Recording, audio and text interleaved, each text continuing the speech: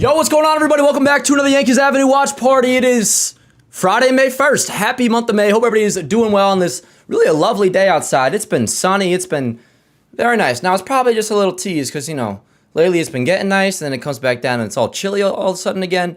Anyways, though, what's not chilly is the New York Yankees, chat. We enter the month of May with a record of 20-11, and we're first place in the American League, best record, or first place in the AL East, but also first record, top record, best record, whatever you want to say in the American League. It's been a pretty ideal season so far for the Yankees, and we discussed it all this morning on the Morning Yankee Show. New episode is out now, and by the way, official announcement about the Morning Yankee Show. I guess it's a day of announcements.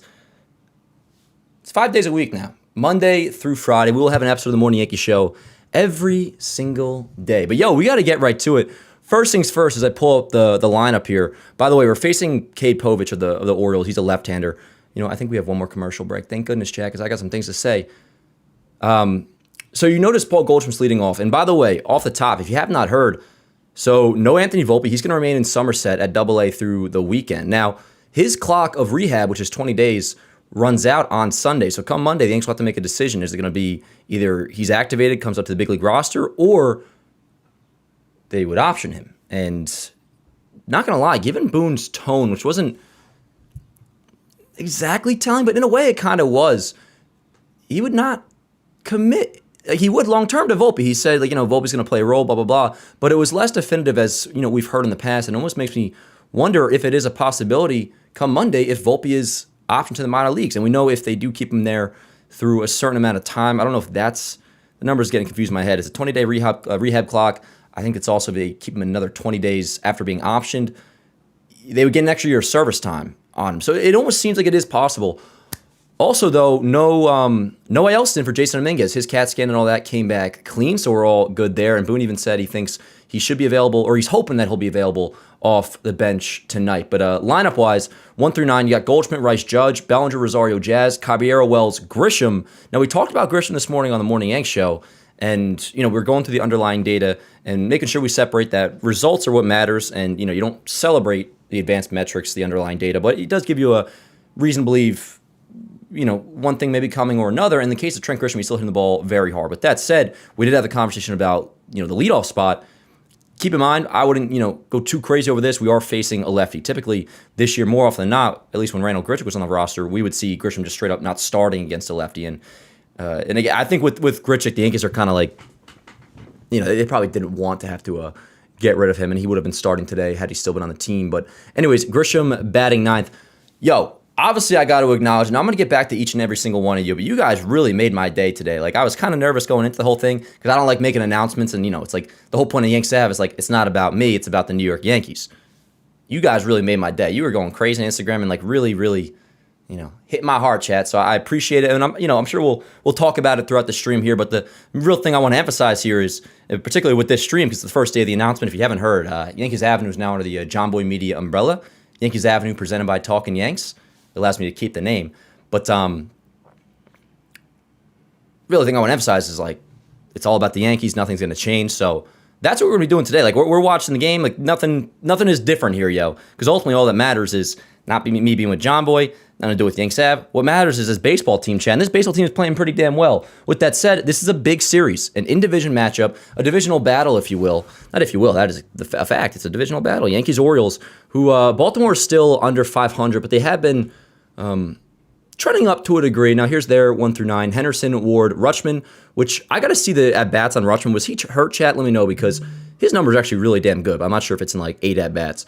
But Pete Alonso batting fourth and playing first base. Going to be interesting to see him. Samuel Basala, of course, really young catching prospect for the Orioles. They signed to a long-term deal. He'll bat fifth and catching. Batting sixth, Dylan Beaver's playing right field. I wonder if he's ever watched Leave It to Beaver or if he goes by The Cleaver. Anybody watch Leave It to Beaver? That was one of those shows. You guys know I'm kind of an old head. I got Elvis Presley playing in the living room right now. Leave It to Beaver. I'll still watch an episode here or there. Good television. Anyways, he'll bat six and play right. Taveras, Mayo, Alexander. So that's the Orioles 1 through 9 again. Cade Povich on the bump. And for the Yankees, we have Will Warren. He's taking his warm-ups right now. So far through 6 starts, 3-0 record, 2.59 ERA. He is very much a part of the Yankee rotation that has been superb, or one of the members that has been terrific, which is just about everybody. So yeah, Will Warren on the bump. Yankees, Orioles, 4-game set reminder. This is a complete wraparound series. This goes through Monday. We got a night game today, afternoon game Saturday and Sunday, and then Monday is the series finale, a night game again. All 4 games are on, yes. So let's have ourselves a weekend chat. And again, I'll be pulling you guys up in the chat in just a little bit. Let's get going here because it looks like Will Warren is about to deal his first pitch. As always, if you could drop a like on the stream, that does help out a great deal. And I did a little. Granted, we're not going to be using actually the ESPN box scores much, really at all going forward. Not today though, because I want to make sure, I still am all good with the box score. But we might play with what I'm going to be doing going forward, which is a nice new generated box score via like an RSS feed. Shout out my guy Chris, who didn't help me out like crazy. One of the perks of Yanks Av and Jam coming together. I got some resources now, chat. Much more to come regarding that, but for now and forever, everything stays the same regarding the New York Yankees. We need to win this game, and that's all this channel is about, chat. First pitch in there, called strike, 0-1. Anyways, what I was going to say about the box score, just give me 1 second here. If you're new around here, it always takes a minute for me to get the box score in, but I cropped it with a game that just started previously before the Tigers game, so I could have it all ready to go. That way, when I just click in this link, it should be completely cropped. Almost. Let me fix that, but not too bad. Oh, no. Now it's all messed up. It's good to see you guys, chat. I'm hyped. 1-1 count on the leadoff hitter, Henderson. Now, he's off to a good start. I know he has 9 homers. And actually, you know what? Slugging-wise, he's off to a good start. Otherwise, not so much. He's hitting just 214. But anyways, he is leading off for the Orioles. And you got a 2-1 count just underway here in the Bronx. Just give me 1 second here, chat. The 2-1. Fouled back. 2-2. Now, I did just notice my box score is a little bit ahead of the game, so I'm going to fix that. But, yeah, I think that's pretty much all we got for our intro chat. We are underway. Hope everybody's had a fantastic Friday. And like we always say, if you haven't, well, it's over now. We're just watching Yankee baseball, yo. All responsibilities are put to the side as nice, really good changeup by Will Warren. Swing and a miss. Gunnar Henderson down on strikes. 1 away. 5-pitch first AB for Warren. Looking good. And that'll bring up... Who will that bring up, chat? Taylor Ward, and he's doing pretty damn well himself. Obviously acquired by the Angels this past offseason for Grayson Rodriguez. And he's hitting .304 with a .438 on base, slugging .443. And, all right, I think we're good to go. First pitch up and away, 94 miles an hour. So, yeah, we'll put up the chat. We'll do a roll call like we always do. And I'm sure we'll talk a little bit about the details with the JM situation. But, yeah, we're now under the umbrella. Yankees Avenue and Jamo Media are one, chat. We've merged. We've fused. Yanks Ave and Talking Yanks. 2-0 count on Taylor Ward. Now, one of the main benefits of, whenever I figured I would go, like, official business, tax ID, all that sort of thing, I would have to drop the name Yankees because it's copyrighted. 2-1, sinkers in there, called strike. By the way, I switched my computer situation around. Let me know if it gets too loud. You know how before we were like, sometimes be quiet, sometimes be loud. I think that was part of MLB's end.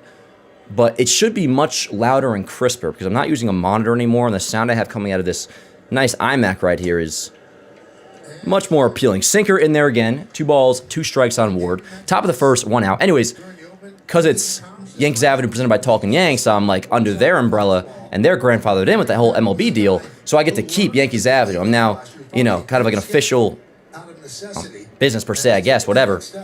But I get to keep Yankees Avenue instead of, like, making it Yanks Ave. There's even a question I may not be able to use that. Judge, at the wall, leaps, makes a catch, I believe. Yes, he did. I don't know if that ball was going over the wall. I don't think it was, but Judge was drifting back right at the wall in right field, about, like, 25 or 30, good distance away from the foul pole. Would not have been out, but nonetheless, a nice catch by Aaron Judge, and obviously we'll be posting that because that is badass. 2 away, chat, here in the top of the first, and that'll bring up Adley Rutschman. To be honest, off the top of my head, I was thinking Pete Alonso, but... All right, way to be, Cap. 2 away. And, yeah, once I pull you guys up, we'll make sure the audio is all good and all that, but we should be good. I know my audio with a mic is good. Got an 0-1 count on Adley. On deck is Alonso. 2 away here in the first. I already don't like the way I switched around this setup for screen recording, though, so I'm going to make a quick audible come the end of this inning, but that won't affect you guys. Now, the Orioles had not released their starters for this series. To be honest, I got to check Game 2 and Game 3 and Game 4. But even like before, by the time the Yankees lineup came out, at least via MLB at bat, it was unknown who was starting for the Orioles today. And that was like rumored and like I guess kind of confirmed-ish, like off the record that Cade Povich will be starting, and indeed he is. But I got to see who's going for Baltimore in the following games, because if you notice on the ticker, it's going to say TBD. And if we get the info on who it's going to be for Baltimore, I will update that as we go along. But like legit, as of a couple hours ago, we hardly even knew that Povich was for sure starting, but he is. Judge leaping catch at the wall. I gotta charge my phone. I got a Gatorade Zero. Did some food shopping yesterday.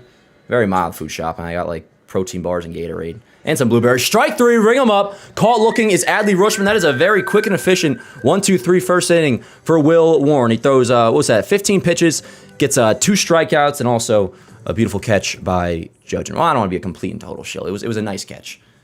Worthwhile enough to post on Yanks Ave, but with Judge, that doesn't really take much, I guess. That was a nice play. Nice play. And we talked about that this morning. We've talked about it a lot on here, so I'm not trying to harp on the same old points, Chad. I got much more in the tank.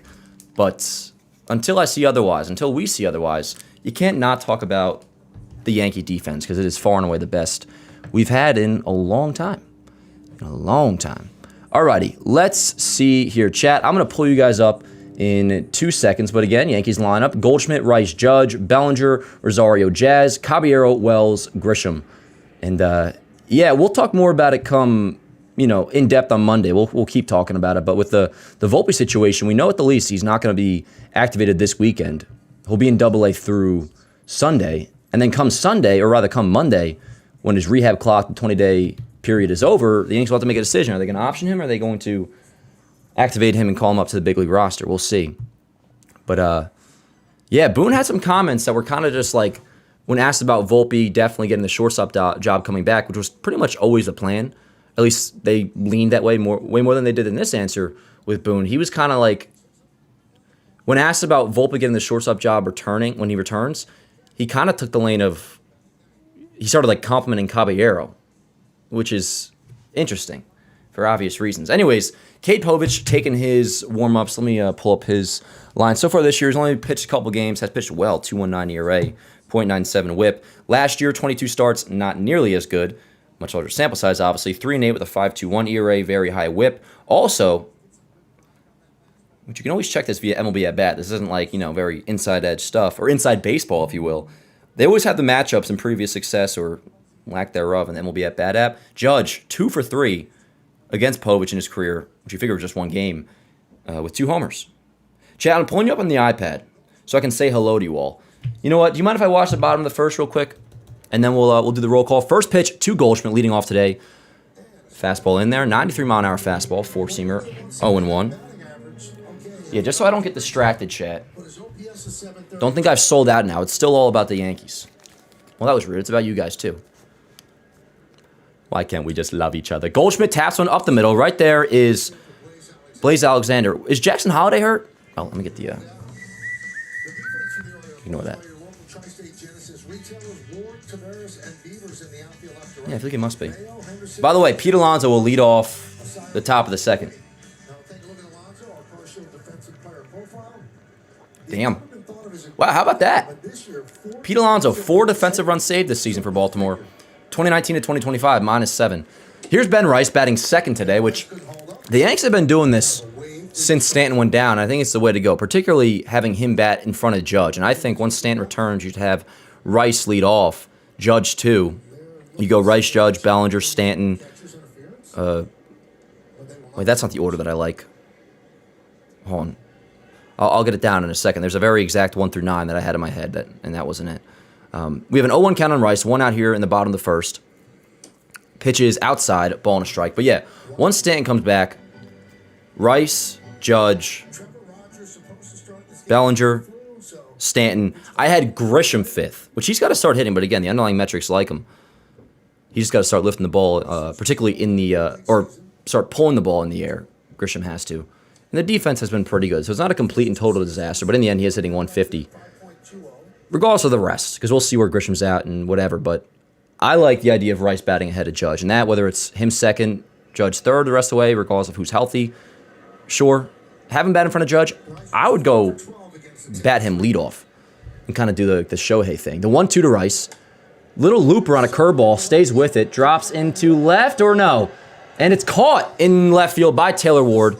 Almost a Bermuda Triangle three-way-like collision, but Ward comes up with it. Rice pops out to left, 2 away, and that'll bring up Aaron Judge. Which, again, 2 for 3 in his career against Povich with 2 home runs. So we'll see how he does tonight. He's been hitting the ball pretty damn well as of late. And the OPS, we know, is back over to a 1 dot. He's at least entering play tonight, tied for the league lead, baseball lead in home runs with Murakami and Yordan Alvarez. Yordan Alvarez has been going off this season, and the first pitch foul back. Judge, by the way, if you're into this sort of thing, to be honest, this is the stuff I don't really care about, but it's fine. I'm not knocking on anybody's parade, free will, to root for it and also just do it. Judge has his dog on his cleats. It's cute. That's fine. It's obviously fine, but that's like a Shohei Ohtani-esque MLB post. I don't really care about that sort of stuff, but it's fine. The 0-1 outside, 1-1. Anyways, Rose today on BT, we were talking about could Yordan Alvarez possibly beat out Judge for AL MVP, which that's fine, whatever. I don't think that will happen, but here's the 1-1 to Judge with 2 outs. In there, called strike, 4-seamer, that looked like a cutter, 1-2. Anyways, Rose brought up one of the more ridiculous points that I've ever heard him bring up, and he knows ball. Rose, that's why I'm saying this. Rose is a genius, so rare time I feel like he's wrong. He was saying, how many of MVPs that Judge has won have been based off of defense? And not my initial rebuttal, which I wish it was, but within about 60 to 75 seconds, I was like, how many of Barry Bonds' MVP awards were based off of his defense? Obviously none. And I also made the point that the mere threat of Judge's arm has won the Yankees many games over his career. But they were talking about, could Yordan win it? And they were like, because he's a DH, maybe not. But also, who really cares about Judge's defense? I don't know about you guys, but I do. The opposing teams do. And again, in the case of Barry Bonds, that wasn't really too much of a factor anyways, and Judge is a way better defender than Bonds was, obviously. I'm not going to start crying over it, chat, but if I keep talking about it, I might. Anyways, we got a 3-2 count on Judge. Bottom of the first, no score. Here in the Bronx. The 3-2. Ripped foul. Not ripped foul, really. More so big hack and foul back. Povich's fastball definitely plays more than 93, which is probably why he's in the big leagues. Otherwise, maybe he wouldn't be. I remember talking about Povich. We definitely have been live during some other starts he's had in his career. He kind of looks like Brian Reynolds a little bit. Now, I think there's somebody else I would mix in there as well. I usually do a mashup with these doppelgangers. But don't you see a little bit? Doesn't Povich kind of look like Brian Reynolds? It'll be a 3-2 to Judge. Upstairs and away. Ball 4. Judge works a 2-out walk. And that'll bring up Cody Bellinger. Reminder, chat, I'm going to pull you guys up right after this half inning. Just some more updates. You'll see it all on the bottom there. Most of them should be, all up. They are all up to date, but I don't think anything new is broke. Jason's all good, no IL. Off the bench today is the hope. Volpe, Somerset through the weekend. Also, Giancarlo Stanton is hoping to start hitting this weekend. He hasn't started running yet, but he is hoping to start hitting, which is obviously pretty awesome. It makes you think it might actually be a pretty quick IL stint. The 0-1 to Bellinger. Whoa, heads up now. Curveball inside, 1-1. And if I had to guess, the Yankees will, this is from Brendan Cody, Yankees will wait until Sunday to, quote, reevaluate things with Anthony Volpe. That also happens to be the last day of his rehab assignment, as we mentioned.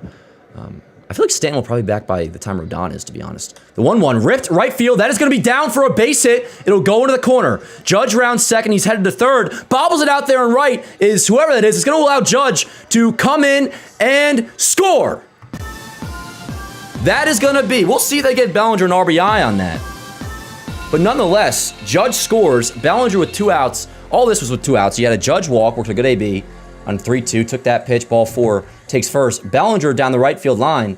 And I don't know if they would have. I feel like Judge probably ended up definitely not scoring, honestly, if not for the bobble out there and right. Who is that out there and right?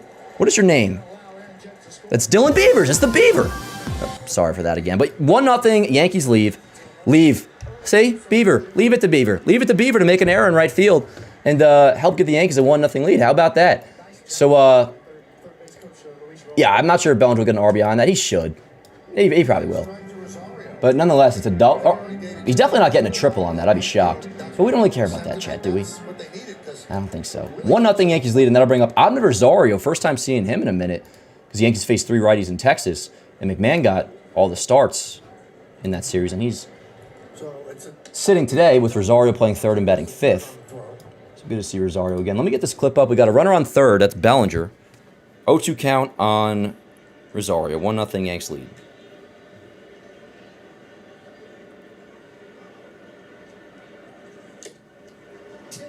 Rosario tips into the glove. Inning over. He strikes out. All good. But the Yankees get on the board. 1-0. They lead. And let's see. What did they give? Oh, I'm sorry. I just realized the box score was not. See, this will not be an issue going forward at some point once I implement the new system that me and Chris have been working on. I just wanted to be perfect before I officially come live with it on a watch party, but at some point soon, probably by next week, we'll be using a box score that isn't ESPN, so we don't have to worry about those issues happening. Let me get this post up, chat. I'm going to pull you guys up. We'll do a roll call. Sorry for how long this is taking, then I'll fix the box score. Yanks on the board as Bellinger drives in Judge. Let me just see really quick. Did they give him an error on that? I imagine they did. Just for my caption's sake, I want to see. Yes, they...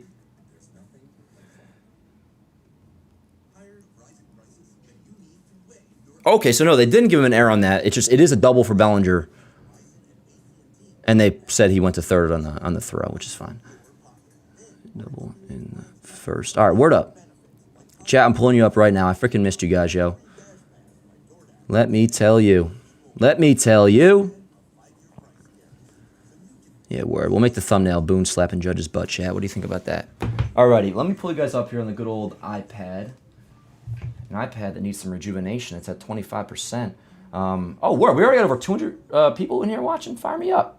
Fire me up. It must be the JM effect. Yo, what is going on, everybody? First things first, shout out to, yep, no error. Shout out to Morg moderating the chat. I'm sure we'll have, if not already, Luna in here at some point. I'm sure Luna's already here. Maybe not. Where's Luna? Shout out to Mod, Smelly, Intern Tim, Morgan, of course, the OG of all OGs. But, yeah, where's Smelly, yo? Ever since I modded the dude, he's been, like, showing up once every 5 days. He's kind of hit or miss.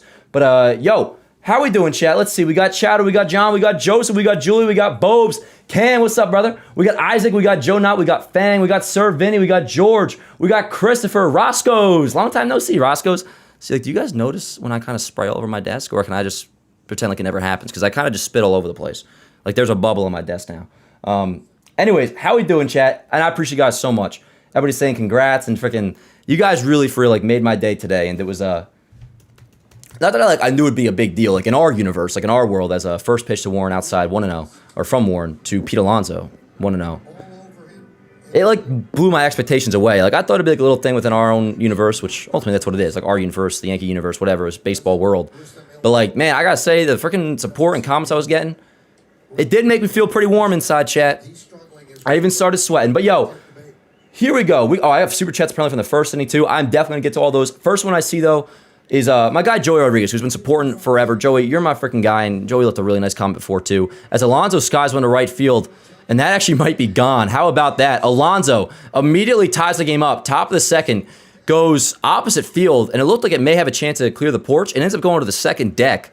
Pete Alonso, 5th home run of the year, returns to New York, first AB, goes deep. We're all tied up at 1. No worries. If anything, it just means it's going to be an interesting game, chat, so we're all good. 1-1 game. But, Joey, I appreciate everything you were saying today, all the support you've given me. He says, bro, couldn't be more proud to see what you've accomplished over the years with this channel. I always told you this can go even further than just YouTube, but you always stayed humble but hungry with this channel. Soak it in, enjoy it, more to come. Joey, I appreciate you so much, dude, so much. I always freaking will. You've been supporting forever. Yo, the rest of the Super Chats, trust me, we're going to get to them. I kind of was taking a long time to begin this game, and I want to make sure I'm completely locked in. So after this half inning, we're going to address all the Super Chats that were sent in the first inning, apparently. So don't think I'm ignoring anybody, including just you guys in the chat. We'll be kicking it. We'll be chopping it up. For now, we have a 0-1 count on Basalo. Again, Pete Alonso just went deep, second deck, 5th home run of the year. We're all knotted up at 1, which not a big deal. Home runs are going to happen. You just prefer their solo shots, and that was. All right, I'm yapping. I am yapping. Let me take a breath. You guys just really stimulate me, I think. The 0-2 outside with the changeup, 1-2.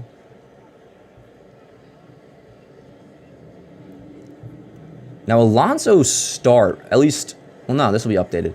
After that home run, his numbers still aren't great. Granted, it's early, but hitting just 205 after that home run still. 311 on base. Slugging is below 400 as Warren strikes out, I believe that's Basallo. Yes, one away here in the second. The polar bear can do this with the best of them.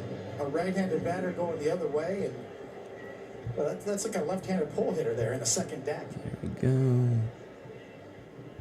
One sec, chat. Launch angle confirmed. All right, one away. Here is Dylan Beavers. So 1-1 game here in the second. We'll do some around the league scoreboard checking in just a moment as well. I know the wait, who is Toronto playing this weekend? The 0-1 outside, 1-1. So the Red Sox are playing Houston. Now, at some point, and this has been a good point Francesa's been making about the Mets, like, when a team's so bad, like, it's a story in the beginning of the year because it's like a disaster, and it's like, oh, what happened? At some point, when teams just get so bad, they just become a non-story, you don't care about them anymore. There will be a world where we start treating Boston that way. We don't really start, or we kind of stop following along with what their scoreboard situation is.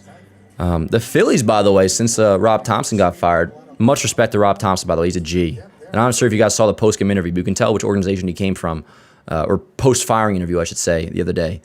You can tell which organization he came from. Swing and a miss. Changeup's looking really good from Will Warren today. He strikes out Beavers. That's already strikeout number 4 in just an inning and 2/3 of work. But Phillies are 3-0 since hiring Don Mattingly as their interim.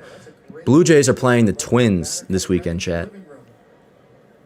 Now, Toronto enters this game tonight against Minnesota. It's an 8-10 first pitch. 14-17 is their record.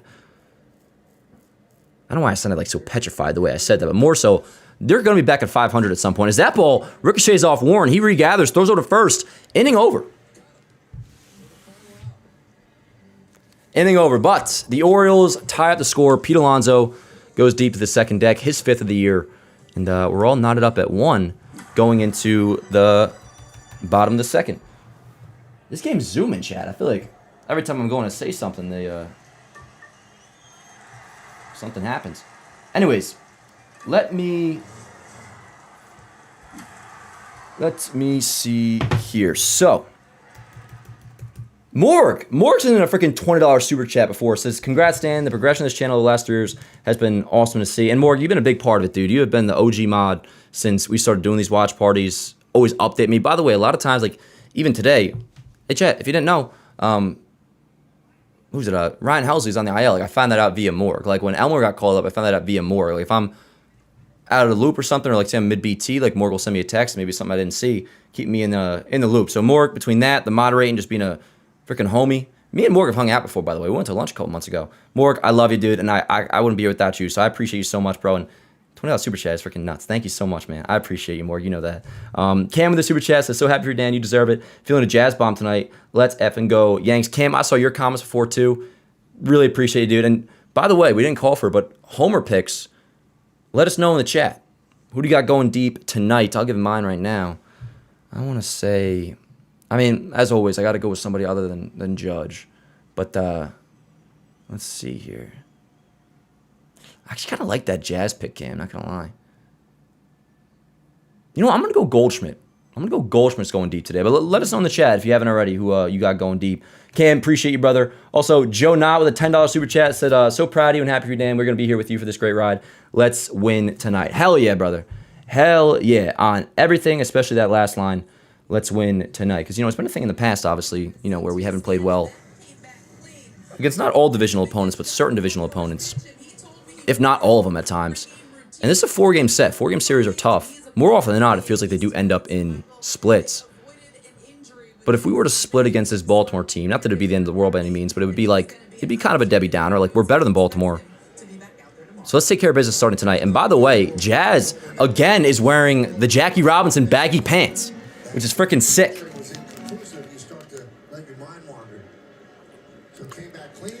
Alrighty, we got an 0-1 count on Jazz. 1-1 here in the bottom of the second. Swing and a miss. 0-2. Thank you so much, chat. We'll be we'll be chopping it up some more as we kind of get more settled in here. We're still so early in this game. Off day yesterday, too, so we're all refreshed. Drove a ball to the wall. He just fired his helmet into the dugout because he was hitting in bad luck in Arlington.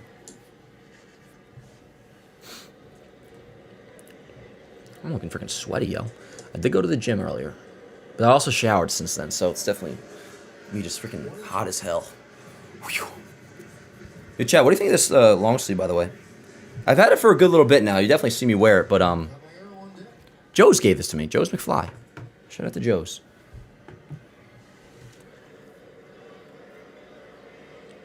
All right, be a 1-2 to Jazz. Swing and a miss. Good slider by Povich. Jazz down on strikes. 1 away. Jazz got the baggy pants going, the Jackie Robinson style, high socks with the turtleneck. It's kind of a nice look. But pretty good slider by Povich, especially lefty-lefty. 1 away, and that'll bring up Caballero. Slider spin. Gets a chase. Also, for those that didn't see, not that all you will care about this too much, but the Mets kind of... As Caballero with a drive! Left field! That ball's fair, it's gone. It is going to be... Gone! Let's go! Caballero! Solo shot, puts the Yankees back in front. 2-1, they lead. I believe that's home run number 4. Confirmed. Number 4, Jose Caballero. Yankees back in front, 2-1. I'm going to have to watch this back, Chad. I don't know what I was yapping about. I was going to tell you how the Mets are standing by Carlos Mendoza. Just going through the MLB news. But while that was happening, Caballero deposits one over the left field porch. Solo shot, Yanks back in front, 2-1, 4th home run of the year. And yeah, Jose Caballero keeps on hitting. As we mentioned, you guys know by now, but Volpe's staying in Somerset throughout the weekend. And when asked about Volpe, being the shortstop when he returns and all that,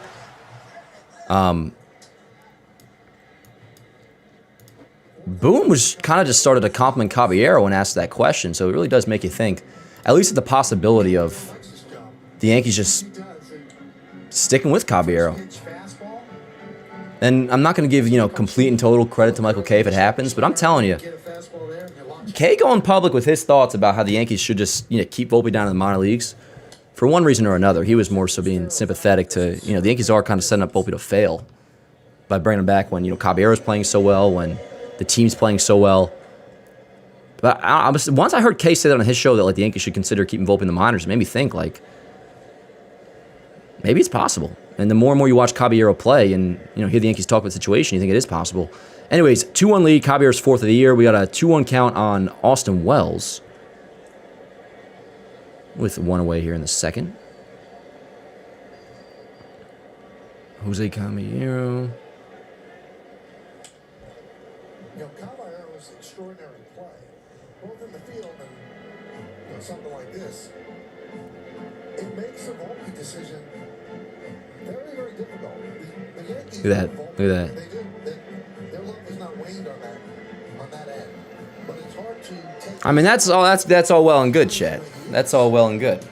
They love Volpe, which I'm not a Volpe hater. You guys know that. But, I love a lot of people. I love Elvis. Would I start him at shortstop? No, probably not. Whoa! Wells plunked. It was a curveball. Didn't look like it felt too good, though. He'll take first. Hanging curveball. Looks like he's got his right hand. And I learned very early. It was a late July day, 2012. You can't just assume, based off it being a breaking ball or in A-Rod's case, an 88-mile-an-hour changeup from Felix Hernandez, that it ain't going to cause damage. I remember saying that on my couch. Like, oh, it's just a changeup. He's all right. And then the next day, I woke up, I don't even want to talk about it. I was, tweaking, obviously. That's when I was really unhinged. And my dad thought I was going to end up in a sane asylum. Anyways, Wells hit by pitch. They're checking him out right now. Got him, lefty batter, obviously, so he was, right, this part right here of his hand. You can see, I don't think he's acting there. Definitely a part of his hand. Maybe got his fingers, yo. So hopefully Wells is all right. Hopefully. It's one of those plays where, what do you do now if this is overturned? Because Povich ran over and fields the ball almost in fair territory. I think it overturned. Somebody didn't make a call, fair or foul. Is this just going to be a foul ball if it's overturned? He tried to grab it before one foul, but I'm sure they'll have to look at that too. I believe it was foul when he picked it up. All right, so Wells is good. I think they're reviewing it, although it doesn't say on the score bug if they're reviewing it. You guys mind if I get cozy a little bit, chat? Starting to settle in here on this lovely Friday night.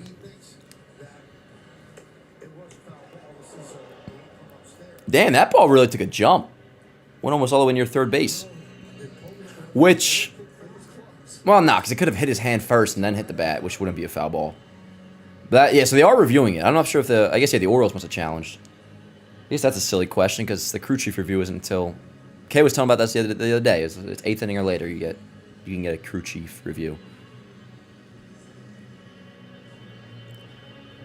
So yeah, for those who don't know, we're reviewing an Austin Wells hit by pitch. It'll either be runner on first, 1 out, or a foul ball.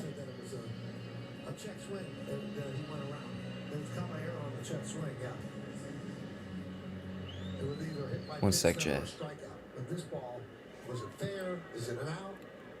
Does he still stand at the plate? Well, here's the answer.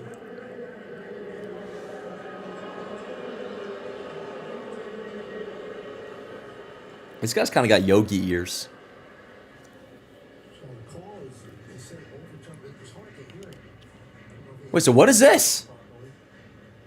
Povich is talking to the umpire right now, saying, "Wait a minute, I got that ball." Okay, so the call was overturned. It's not a hit by pitch. Poor Wells, in bad pain, doesn't even get to take first. But it's also not an out. And Povich was kind of arguing back, so it's a 2-2 count. They ruled that a foul ball. The call now overturned to a foul ball. We got a 2 balls, 2 strike count on Wells. 1 out here in the second.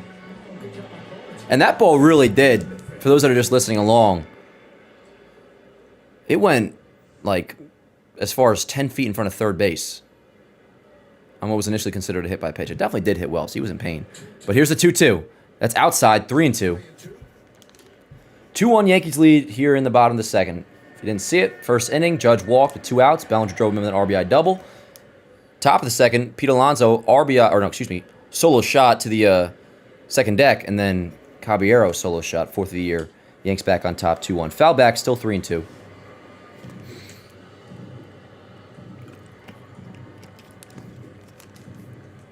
Remember when I was tweaking about torpedo bats? Wells is still using his. I think they all are. Like, I think Bellinger uses one. Goldschmidt at least did last year too. The 3-2, yeah, he went. Wells down on strikes. So from what was initially thought to be a hit by pitch to a strikeout for the second out here in the second, and that'll bring up Trent Grisham batting 9th. Now again, I'm not against the idea, at least when Stanton comes back, moving Grisham at a leadoff spot. I wouldn't get too crazy about this because normally Grisham just really hasn't been playing against lefties. So it's like we're playing him against a lefty. We're not going to lead him off. Until we see him not leading off against a righty, that's, we're kind of in the same boat. But, yeah, we talked about it a lot. The underlying metrics, he's still hitting the ball really hard, just as hard as last year. If not harder. But then, yeah, he's not pulling the ball in the air, which is hurting him a little bit. The stat we were talking about this morning, which, you guys, I gotta take it with a grain of salt because it's like so many things can factor into this. But just to keep it simple, home run per fly ball rate last year in 2025 was over 20%. This year, it's just barely above 10% for Grisham.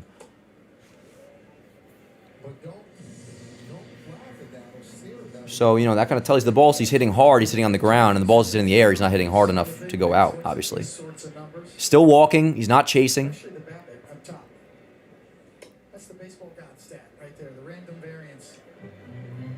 What was that BABIP stat? He's first in BABIP?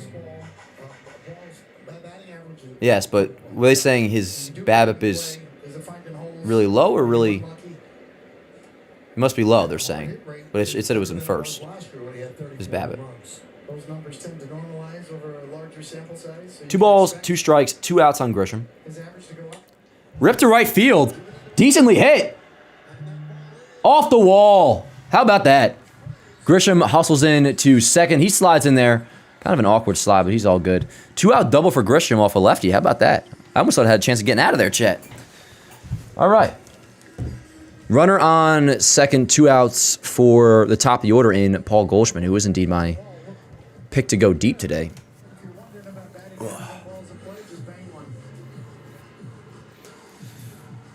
Yeah. How was your Friday today, chat? Everybody have a good day? I certainly hope so. So Grisham off second. He's wearing the turtleneck too. Now here's Goldschmidt. First pitch upstairs, 1-0.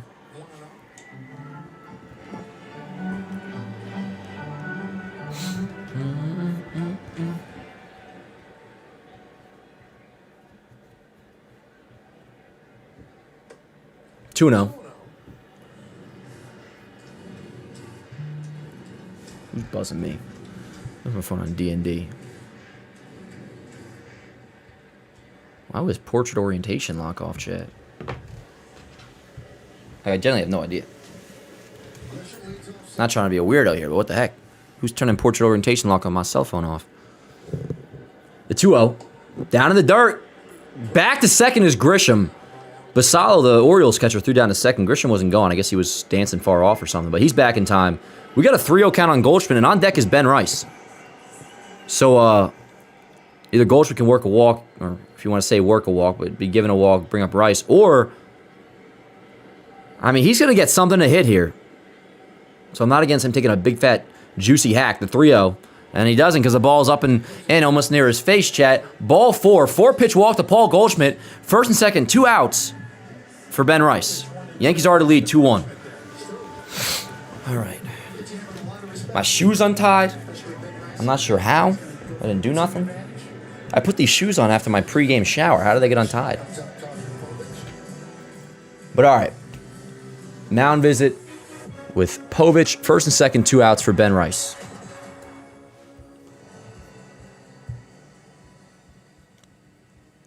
$25 a month, 5 whole years.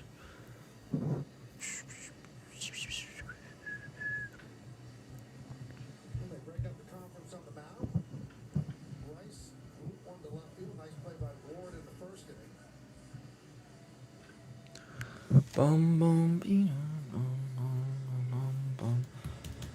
bum bum bida, bum bum ba-dum bum. All right, so here we go.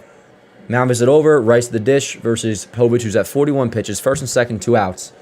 First pitch down in the dirt. 5 straight balls. 1-0 on Rice. On deck is Judge.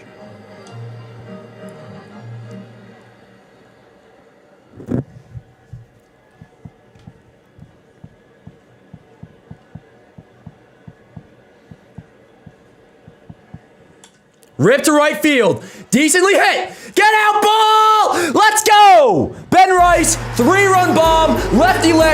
Yanks lead 5-1. Let's go, chat. 11th home run of the year. Unbelievable. Unbelievable what Ben Rice is doing. And I kid you not. Chat, we have replaced Juan Soto. We have Juan Soto at home.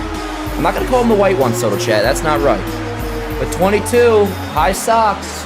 Well, no, Soto didn't wear high socks, except a couple times. But the point is, production has been replaced. Production has been replaced. Ben Rice continues to rake. And, we were talking before about Yordan Alvarez possibly winning MVP. I mean, ultimately, I'm still going to lean with Judge. But what Rice is doing now into the month of May, I mean, his OPS is obviously still over 1 dot. And that's only going to help. 11th home run of the year, 3-run bomb, lefty, which, I mean, that's old news. We knew that he could hit lefties. The Yankees, contrary to popular belief, knew he could hit lefties and would continue to get better against them. But you do have to find Goldschmidt some starts here and there. Rice is not a platoon player, and they know that. And we're going to see him play against lefties because he can hit against them. And Judge with a base hit. Sorry, I was getting my clip. Judge with a 2-out single, so runner on first. But, 11th home run of the year for Rice. Lefty, rips it over the porch and right. 5-1, Yankees lead. And we're talking, I mean, all-star at this point. Obviously, it's early. It's near guaranteed. I mean, I would almost go as far as to say, like, at this point, we'll be conservative. Like, a top 5 MVP finish come year's end, you figure is, that's at least where we're headed. If not, top 3, top 2, MVP 1. I mean, this is incredible. This is incredible. And homegrown. Unbelievable.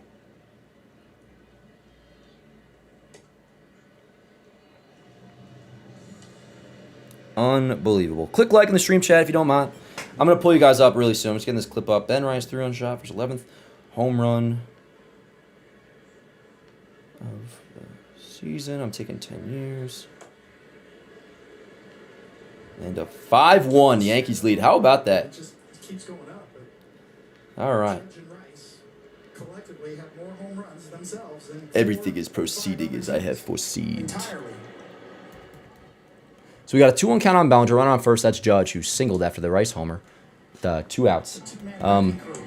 Sorry, what's Rice's slash line? Now let me pull the box score back up. Rice is slashing now. I mean, this is no bullshit. Rice's slash line, 330, 444, 740 slugging. I mean, this is some shit that's like base hit the right field for Ballinger. Judge will go to second. Actually, he's going to advance to third. Fielding out there is Beaver. This one he does field cleanly. He goes to third. Ballinger will be at, say, another double. He's at second base. Second and third, 2 outs. Ballinger doubles, and that'll bring up Adnan Rosario with 2 outs. Yankees already lead 5-1. But anyways, real quick, just to put a bow on the whole Rice thing for this second.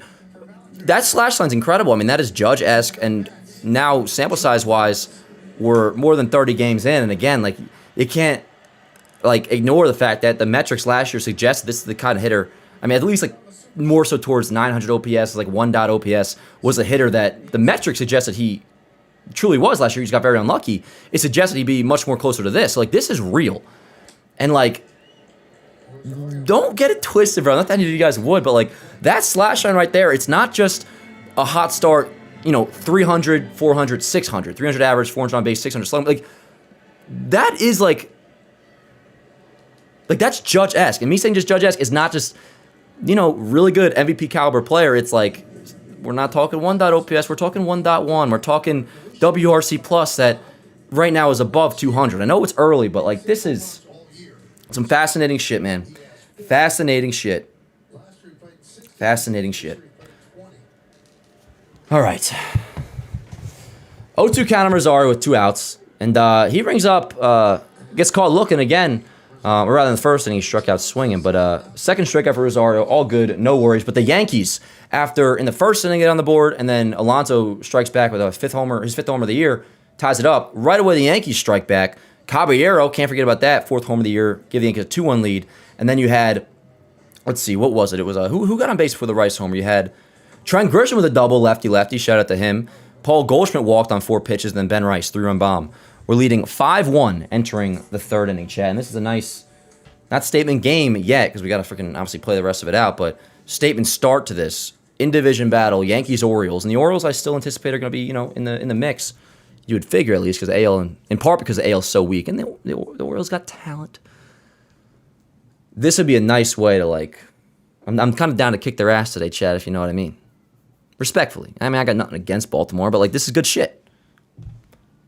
When were the Yankees and Orioles a big-time rivalry? Was that, was it the 90s, Chad? Let me know. I know at some point they were. 70s? Or was it the 80s? Well, I gave you a good multiple-choice possibility there, Chad, so pick one. 5-1 Yankees lead. Let me pull you guys up, yo. See how you all doing. Again, I appreciate everybody for all the support, yo. You guys are freaking awesome. I don't know what's better. A nice, loving community or the best team in the American League / baseball. Hey, some more super chats. Appreciate you guys. Luke with a couple super chats said, Cobby heard Volpe coming back and said, hold up. You know what's funny, Luke, is that applies to, think about Caballero when he started going off, particularly in this series when Volpe, the one time he was in the dugout, was in Tampa Bay. And that's a series where we ended up losing the game, but Caballero had those 2 big hits, one to give us the lead in game, and then you had the extra innings, big hit too. From there, that's when Caballero started taking off, and it's funny, it's been ever since Volpe was in the Yankee dugout for the first, and since only time was in that series at the Trop. And that's when Caballero really started taking off. So, yeah. Luke says, they told me Rice can't hit lefties, though. Yeah, that, I just bust the ball. But people do actually think that, and, that makes sense. The Yankees not playing Rice, I've had my complaints about that, but it wasn't a thing that I was worried about going forward. I knew they had to get Goldschmidt some time, and it made sense. You don't want to have him just be a complete, box of Cheerios on the bench. But, Ben Rice, we know is going to play. And, in the same, he's played against every lefty, so, it'll probably keep being a joke, which is totally fair. I've had my issues with the Yankees not playing him at times, but I don't look at a lefty coming up where the Yankees are going to face a lefty and be like, oh, Ben Rice probably isn't playing. I'm like, he's definitely going to play. But now what you're saying. Anyways, I appreciate you guys so much. Leave as we have a 1-2 count on the 8-hitter Mayo. It'll be Mayo, Alexander, Henderson. Lee had a $10 super chat. Appreciate it, Lee. Lee's a freaking OG. Says, been following you since the can of corn days. Speaking of OG, that's very OG. Swing and a miss. Great sweeper by Will Warren. Gets Mayo swinging. One away. Already his 5th strikeout for Will Warren. I'm going to fix the box score in a second. Says, I've been following you since can of corn days when I was 15. The way your channel has grown is pretty cool. So proud of you. Well deserved. You're an even better guy in person. This is where the fun begins. Lee, fire me up, bro. I appreciate you, bro. I really, really appreciate it. And again, leave and many of you guys, which is part of why this is freaking extra cool. Like, not gonna lie, I used to find the word community kind of corny back in the day. It's like, oh, you got a community, man. Like, congratulations. Like, I get it now. I get it. Because, like, we got some legitimate freaking homies in here. And, Leave, you're definitely one of them. All you guys are. I appreciate you so much. More than you could ever freaking know. Now, if I say that one more time, you may start to get the idea. But, nah, I appreciate you guys. So we have a 1 out, 0-1 count on the 9-hitter Alexander. Let me fix the box score. If you're just joining, real quick recap. First inning, 2 outs. What even was it? It was Judge walked, and then Bellinger drove him in with an RBI double. Second inning, Pete Alonso goes deep, ties it up. Bottom of the second inning, Caballero goes deep. Yankees retake the lead. I'm like, word. And then all of a sudden, you get a Grisham double, you get a Goldschmidt walk, and then Ben Rice, 11th home run of the year. Pretty freaking awesome. The 0-2 upstairs. That fastball was 92. But Warren's another one of those guys. I mean, his fastball clearly plays up more than just 92, 93. I mean, he'll get up to like 95 anyways, but still. So yeah, Henderson on deck. Up now is Alexander. The 1-2. Tipped and fouled back. Now, I do want to jog my memory real quick, Chad, on Blaze Alexander, because wasn't he like a big-time prospect? How did the Orioles get him? He used to be with Arizona. Was that the Corbin Burns deal? What am I saying? D-backs traded utility infielder Blaze Alexander to the Orioles to strengthen their bullpen. Arizona received Cade Stroud and prospects Wellington, Aracena, and Jose Mejia. So Orioles, yeah, got Alexander this year. He's struggling so far, hitting 177. The 1-2, good sweeper. He lays off that one, 2-2. I also, while I'm on my phone, I want to check really quick how many at-bats Rutschman has, because he's playing well. It's probably going to be like 8 at-bats. I mean, he definitely missed some time, but he's played 17 games, Adley has, and he's slashing 350, 400, 650, 4 homers, 17 ribs. 17 ribs in 17 games for Adley Rutschman. You know, I'm happy for him. I'm happy for him, chat. You know what I'm going to do? I'm going to pull up the chat on this screen to the right so I can see you guys without having to pick you up. Again, I kind of switched my setup a little bit. As Alexander, pretty good at bat by him, kept fighting and fighting, taking good pitches. He ends up lining a single into right center field. Runner on first, 1 out for the top of the order in Gunnar Henderson.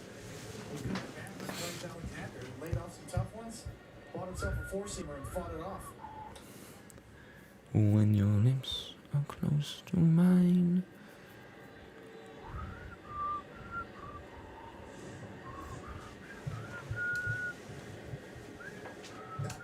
There's like a lens flare on my freaking screen, Jan. What the hell? Call me J.J. Abrams. Runner on first. That's Alexander. Let's see what happened here. Jazz Fields goes over to second for 1. They get that out. Over to first. Not in time, but nicely turned. Henderson beats it out. 2 away, but we've talked about that a lot. The infield defense up the middle has been very, very strong.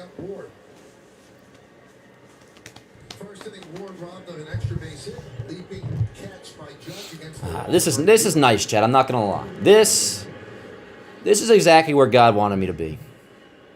In my home, watching baseball with you guys. It's like we're hanging out. But theoretically, I could just pull the cord whenever I want. Sorry, that was manipulative. That was toxic. It's like I could just leave you, Chad. What are you without me? Nah. What I'm saying is, it's like we get to hang out, but we all get our own personal space still. Like I can sprawl out. You can sprawl out. You guys could be butt naked right now if you wanted to. I can't. Well, obviously I could if I wanted to. But nah, I love you guys so much. The 1-0 in there, called strike. Really nice sinker. 1-1. So you got the runner on first. That is now Henderson. 1-1 count on Ward. On deck is Adley. In the hole is Alonso. Nice pitch. Just clipped the outside corner. 1 and 2. 1 and 2 on the board. Wow. Wow. Wow. 1 ball, 2 strikes, 2 outs, right on first. Yanks lead 5-1, top of the third. The pitch, way outside with a sinker. 95 on our sinker. Is Warren one of those guys too, and I just never realized it? Because who was it in, was it Elmer? Yeah, it was Elmer the other day. Elmer's sinker was significantly, he threw it significantly harder than he threw his four-seamer. And like Warren's four-seamer today has been like 92, 93. That sinker was 95. The 2-2. Great sweeper laid off. Damn. What's your problem, Ward? Ward! What the hell? This really is a whole class to Leave It to Beaver. You got Beaver batting 6. You got Ward in the lineup. Where's Wally? They got a Wally chat? What was the mom's name? It was it June? What was the mom's name in Leave It to Beaver? Oh, I loved Leave It to Beaver. Leave It to Beaver. The 3-2. Swing and a miss! Gets him swinging on the sinker. Ward down on strikes. Ward, let the boys play outside. What the heck? What do you think of this? God, I'm hitting the wrong freaking sound button all the time. Chat, let me pull you guys up. Anybody here watch Leave It to Beaver when they were kids? What was the mom's name? What was the mom's name in Leave It to Beaver? Did any of you guys watch Leave It to Beaver? Yeah, it's been a good game so far. No one on the team named June. Yeah. I don't know if that's actually what her name was, but Dan is very chatty tonight. He's excited. I am. And, you know, a 5-1 lead and a couple homers definitely doesn't hurt. But also, you guys have me in such a good mood because you're all freaking glazing me before. No, I'm just kidding.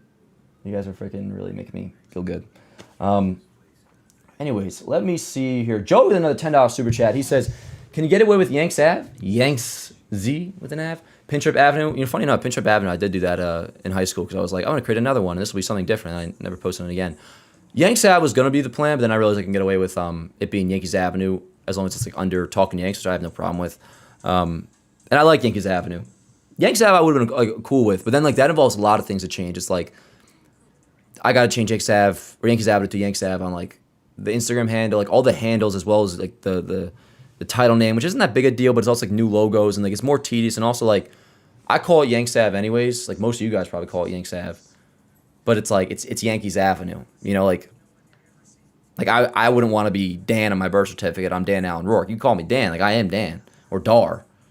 Dar is probably a better example. Like I love Dar, but then like my name is Dan. By all means, call me Dar though. I love Dar. Anyways, but yeah, that was a big thing. Luke with the $5 super chat says, what do you prefer? Ben Araz, Uncle Ben's rice. Oh man, I already know I just set myself up to be roasted. Didn't you guys always say I would say Araz wrong last year? It's a rise. You guys know I failed Spanish twice in high school. The Great Benbino. Oh, the Great Benbino. I like that. I like the Great Benbino. Did you come up with that, Luke? Bigger Big Ben. Is that like a Ben Roethlisberger play? Ben Soto rice. I'm good. Here's Jazz. Whoa! Sinker up and in. Jazz is all good. By the way, we said this in the morning show this morning. I didn't crash at the time because I thought it was pitch com. Jazz had a cotton ball in his ear the other day. It was not an AirPod. So crisis avoided, thank goodness. The great Uncle Benbino, right? 100%, no doubt about it, the great Benbino, Luke. I like that a lot. Here's the next picture, Jazz. In there, call the strike, 1-1. Let me pull this up here, the right box score. But we got Jazz. We got, it's Jazz, Caballero, Wells. So 6, 7, 8 for the Yankees here in the bottom of the third. They lead 5-1. The 1-1 is in there. Nice curveball, 1-2. Anyways, Smoke Screen with a $5 super chat. Appreciate you, Smoke Screen. How you doing, bro? Good to see you again. Says the 2026 Yankees will honor the Warriors who came 30 years before them in '96 and take the title from the Dodgers this October. I like that. I like that. Which, speaking of, is there are we doing any anniversaries this year or anything? Now, they did the 96 anniversary in 2016, and it was remember the day that Judge debuted, and they had Torrey in the booth. That was the anniversary for 96. 10 years, bro. That's insane. That is insane. Whoa! It's really getting up and in there on Jazz. I'm surprised Jazz isn't saying something back. But, anyways, appreciate you guys so much. We'll keep chopping it up. But, Jazz, couple pitches inside. We got a 3-2 count here in the bottom of the third. On deck is Caballero. 3-2. Chopper. That hit his foot. Jazz is hustling down to first. He might be able to get in there. I think he does. No, apparently he was out, according to the umpire. I thought, Chad, that ball hit off his foot. The call on the field is out. Boone is saying to challenge. I think he made that, Chad. I mean, you would figure with them challenging. I think Jazz is in there, which if so, that'd be a nice... Oh, he's in there, Chad, by a landslide. That'll be an infield single for Jazz to lead off the third inning. Fire me up. I might have another Gatorade after this, chat. And then I might shut the hell up. I've been yapping. I know I've been yapping like crazy. It doesn't take much for me to get stimulated, chat. You bet your ass a couple homers will do it.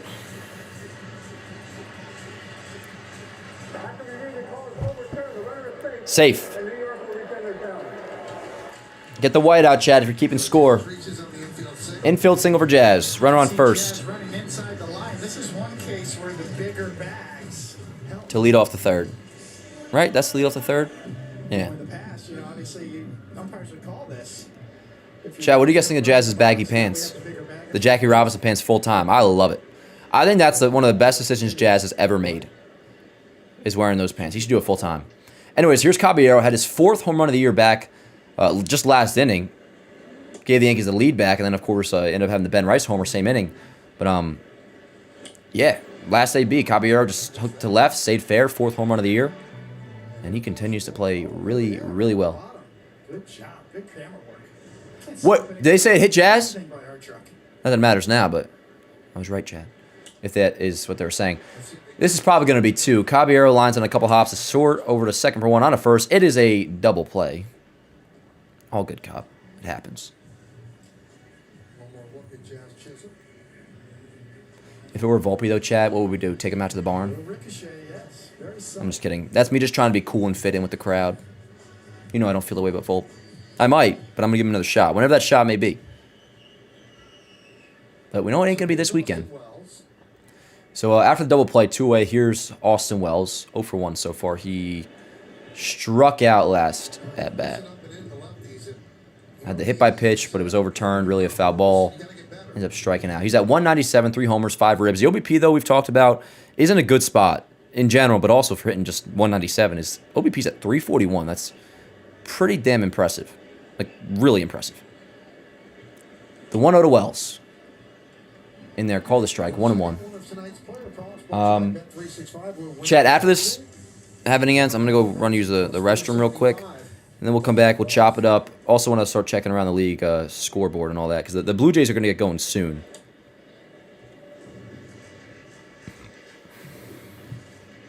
Is it cease tonight for Toronto? Got Wells with that slider off the plate last time up. He really looks like Brian Reynolds. Povich. The 2-1. Whoa! Wells swung at it. It was very high. Yeah, a lot of up and in. 2 balls, 2 strikes on Wells. You know what, though? The idea of that, I don't mind, even though like it was like a jackass swing and that was like too high and inside. Wells is trying to pull the ball in the air. And when he keeps it fair, often will work out well. That's a good pitch, but outside, he takes that. 3-2 on Wells. Curveball misses outside.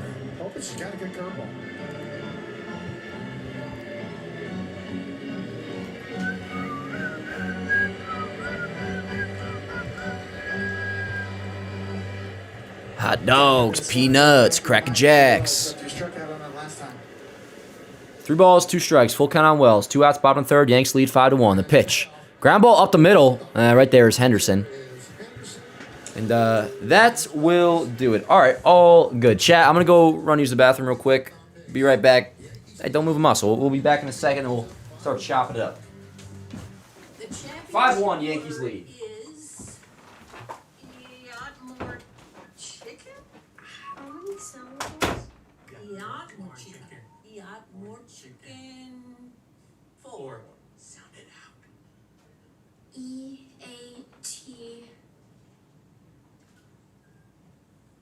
EATMORCHIKIN. Eat more chicken. Correct? That's why we practice. Need to hire right away. Start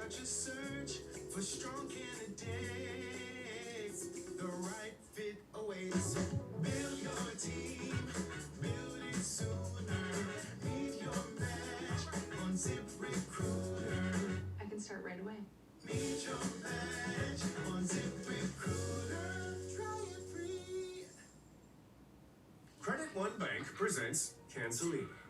She's a credit wrecker. She loves canceling older credit cards when they're paid off. But what she doesn't know is that canceling them can decrease the length of her history and hurt her credit mix, both of which could lower her score. Don't be like Cancelina. Instead, learn how to avoid the wreckers at creditwreckers.com. Credit One Bank for what's ahead.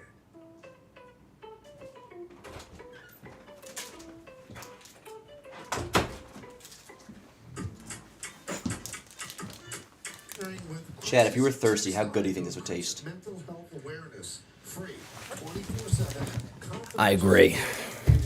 All right, what I'm going to do, chat, MLB to 741-741.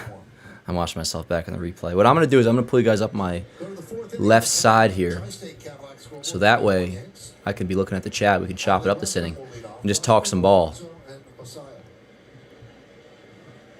Obviously, I'm in a very lighthearted mood. I'm having a good-ass time.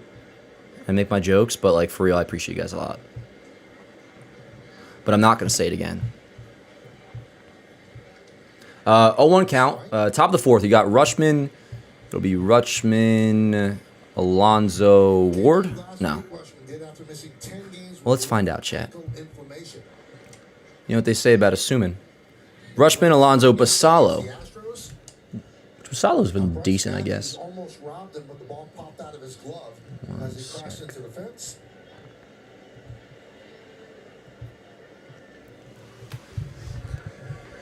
Ground ball to the right side. Let's see. Caballero feels it. He dives. Quickly gets to his feet. Over to first. Got him! Ah! Let's go! Great play by Caballero. I mean, what else are we going to say, chat? And honestly, like, I'm not so sure we... I wouldn't say we got not got to worry about it. Because, like, Volpe will be up at some point. And the situation may just call for it. You know, people can get hurt. But, like, I'm starting to think that the Yankees really may just... stick with this for a minute. Sorry, I had to rewind because I'm pulling you guys up in a second, but I had to rewind because I wasn't recording. All right, great play by Caballero. Let me go back to live time. So we got an 0-1 count, 1 out after the great diving play by Caballero. Sorry, Chad. Duty calls. I got to post that clip. Here comes Judge, and he's going to not get there, but that's just fine. Smart, Judge. That's just fine. You're good. I do not want you making that play. I prefer you not passing away. That is my preference. The big body was moving, but he couldn't get there. The big body is moving, and this is a tough part of the field because you can see there's a little. All right, let me just get this up real quick. As the wall goes down, and that part of the outfield wall really goes down low. You can see he sees it, he knows. See, like 2019 Judge would have full out dove for that and broken his ribs because he's a G, but he's mature and smart now. Not that he wasn't before, it was badass, but he's just doing us a favor, chat. We don't got to defend the injury-prone crap anymore. I mean, we're way past that, obviously, but you know, I did see Jacob Janice pitch last week, so it's on my conscience. Not last week, like 2 days ago. Getting this Caballero clip up, and then it's chat time. One thing that Will Warren has really improved this year is that two-seam fastball. It is moving like crazy. Diving, running. A lot more movement this year. That was a damn good play, man. Damn good play. The 0-2, sweeper, curveball rather, in the dirt, 1 and 2. So here's, it's Alonso up 1-2 count with 1 out. Of course, went deep in his first at-bat, his return to New York. Pulling you up after this pitch, chat.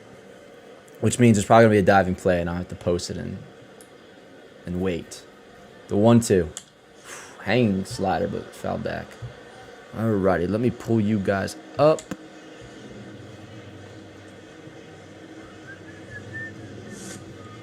Pop out chat. Where did my chat go?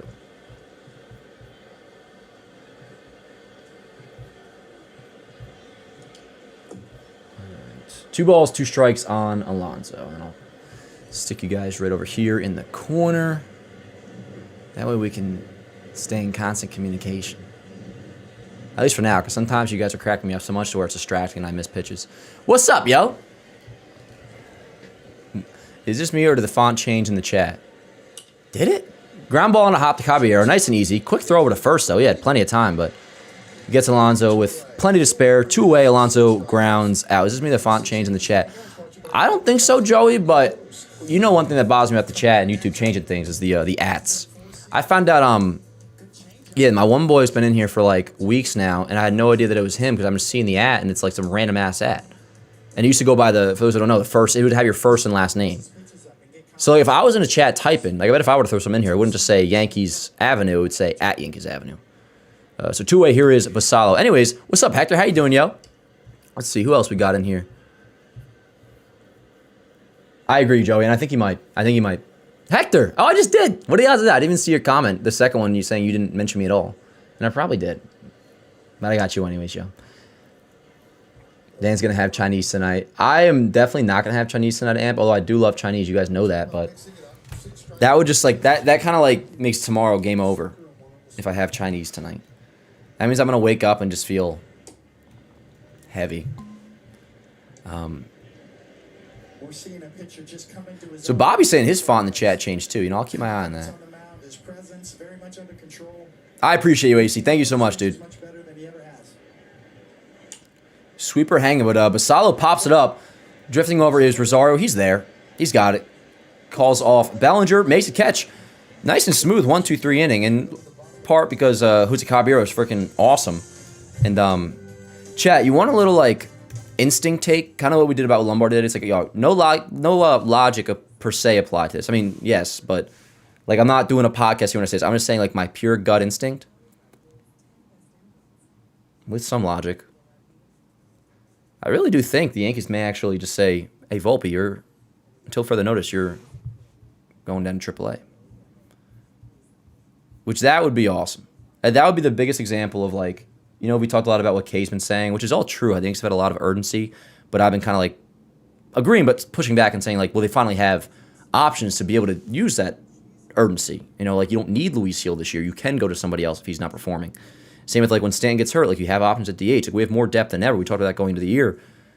If they actually do option Volpe, that will be, I mean, chat, we'll have to tip our cap. And I always got to just preface this and mention, like, I'm not a F Volpe kind of guy, but, like, obviously I see the same things that you guys have. He's been very disappointing. If the Yankees legitimately do option Volpe down come Monday, I'll be like, all right, this is different now. Like, they're doing things, they're not playing around, which would be freaking awesome. Don't ever try to fix something that's not broken. That's what they say, Joey. That's what they say. It's nothing like some Chinese takeout. I agree. Like, it's banging. I'd probably have a good ass sleep tonight, but then I wake up and, oh, man. It's same with, like, Wingstop. You know what I'm saying? What's up, Landon? How you doing? Luna, I hope you're hanging in there, yo. Hey, Luna, you'll see Volpe at some point. I respect you, Luna. You Volpe's your guy. See, my guy was always Judge. I mean, it still is, but, like, you go to war for Volpe the way I did for Judge, it's like, Volpe makes it tough for you. Judge made it easy for me. All I had to do was just, like, wait, because he would eventually prove me right. Not that I care about that. I care about him doing well and the Yankees doing well, but, you know, back then, not going to lie, the injury-prone stuff, I did very much from an own personal, like, satisfaction level, like, really take enjoyment from Judge playing a full year. Dan, what's for dinner tonight? It's a good question. It's a good question. Like I said, I did go, like, food shopping yesterday. Has anybody heard of the company Sandwich Bros? So they have these, like, little, like, chicken and cheese, like, pita bread sandwiches. You throw them in the microwave for, like, a minute. I've been crushing those. They got, like, 10 grams of protein per thing. They're, like, little halves, and I make 2 each time. I might just, like, have some of those while I'm, you know, doing all my post-game stuff. Anyways, bottom of the fourth, here is Trent Grisham. We got a 5-1 Yankees lead. Couple homers, Caballero and Judge. Dan, no, your guy was A-Rod. Absolutely, John. Absolutely. A-Rod, and even comparing him to Judge. Now, it's, like, A-Rod was first, Judge was second. A-Rod, there'll never be another A-Rod. I have a shirt that says that. But, like, there'll never be, like, even Judge wasn't to the level of, like, A-Rod, I was, like, psychopathic over. Judge, I just, like, nonstop cooked. Like, cooked with, like, you know, back in my prime. But A-Rod was, like, I don't even know how to describe it. There was just something about him that I was like, I have to watch A-Rod. And that's what made me a Yankee fan. If not for A-Rod, I wouldn't be doing this, that's for sure. 2 balls and a strike on Grisham, who doubled in his first at-bat, ended up scoring on the Rice homer. This time, though, he pops it up, tosses the bat away. That'll be a infield can of corn. Second baseman Alexander is there, makes a catch, 1 away. Sounds like a fajita Dan. It might be, but it doesn't have like Mexican-tasting vibes, which I wouldn't be opposed to that, but once Judge retires, will Rice be the captain? I mean, when Judge retires, like Rice will already be over 30, and I don't think they'll just be looking to, give it out like that. But I guess timeline-wise, it could work out.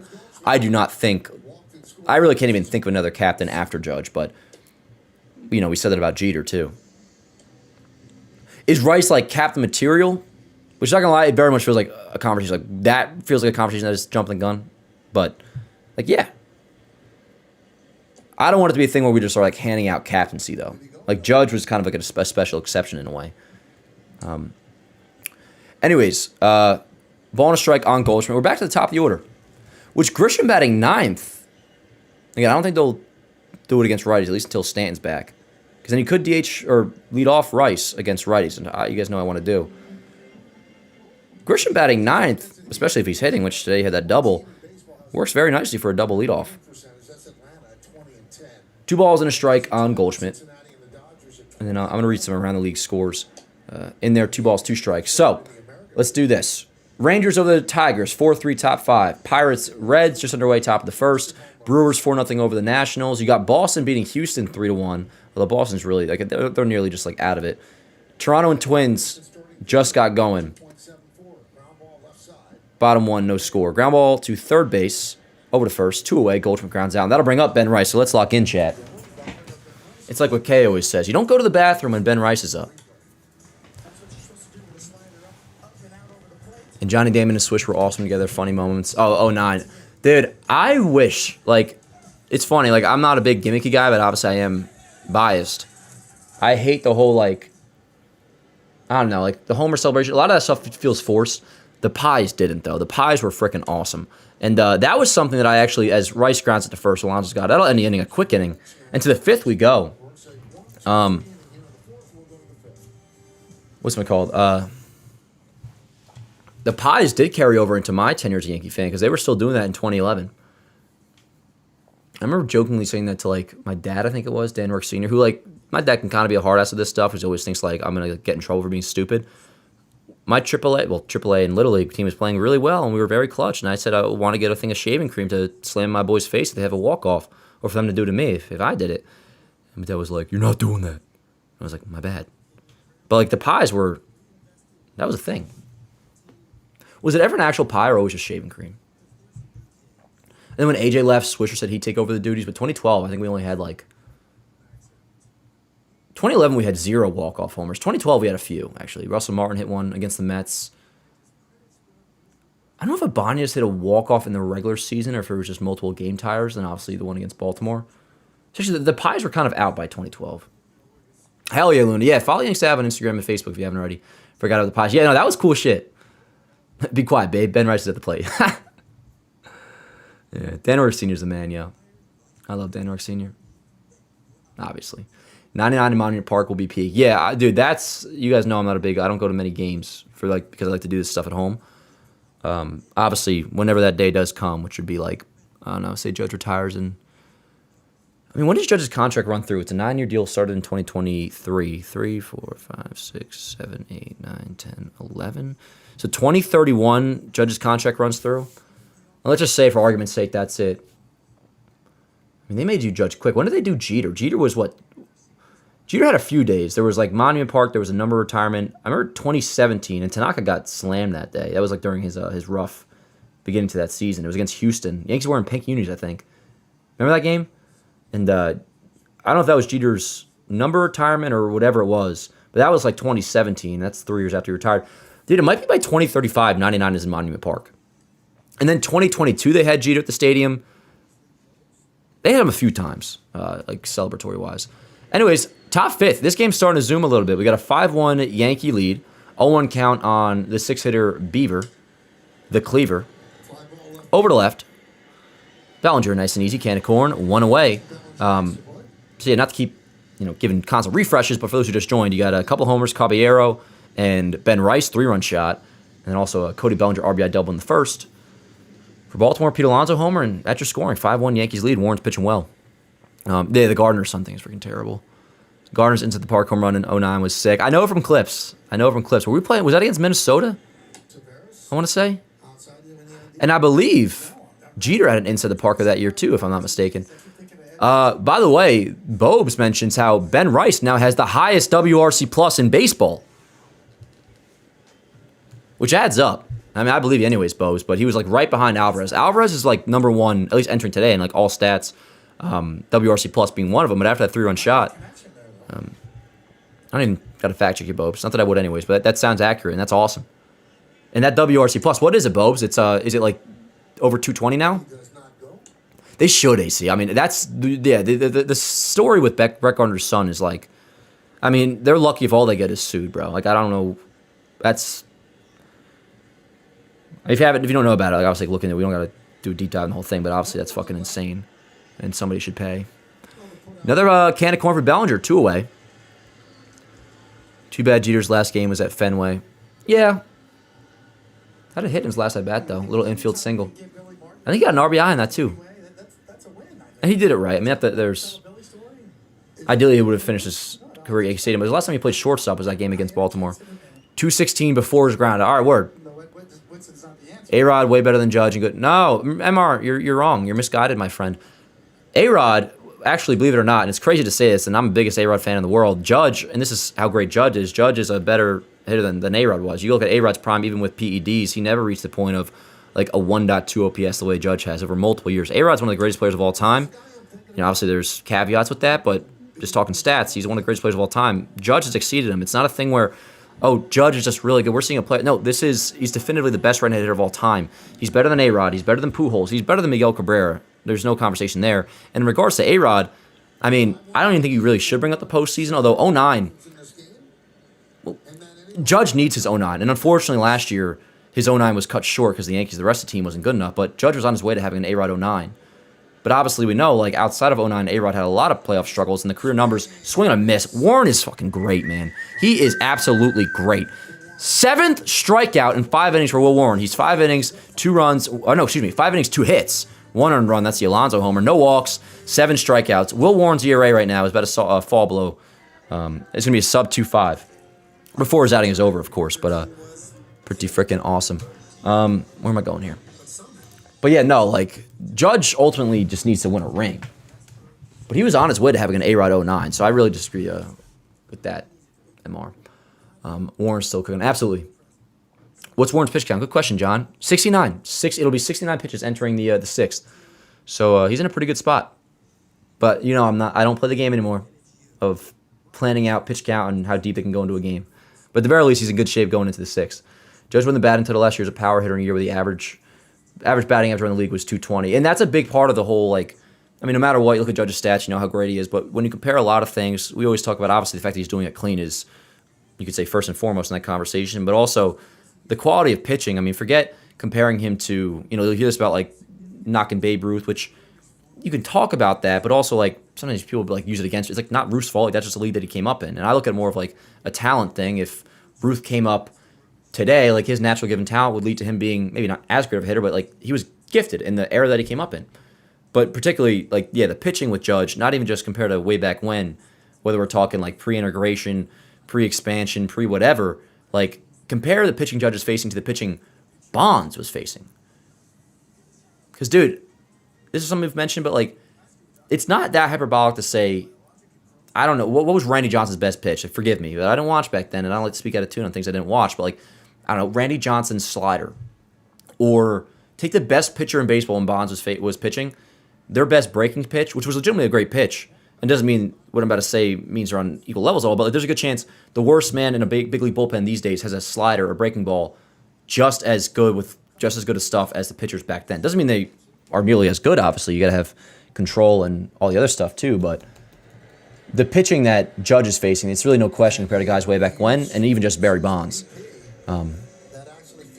And going to what you were saying, AC, with like the league average hitting, that's why I love the stat of, you go by OPS plus, which we all know how that works, you know, compared to league average, whatever. Albert Pujols, how many 200 OPS plus seasons did he have? 0.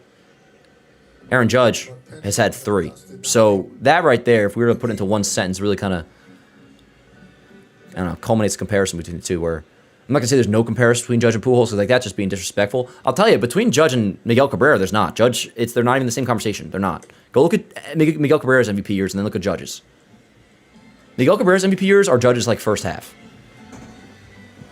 Anyway, speaking of our dear captain, he's got a 2-1 count. Bottom of the 5th, Yanks lead 5-1. Let me switch up the box score here. The 2-1 to Judge. Swing and a miss. 2-2. By the way, Povich is done. And the right-hander Suarez is in. Povich final line, 4 innings, 7 hits, 5 earned runs, 2 walks, 4 strikeouts. And of course, a big blow is the Ben Rice 3-run shot. The 2-2 to Judge. Upstairs, 3-2. So far, Yanks have 7 hits. So another 3-2 count. Judges walked in single.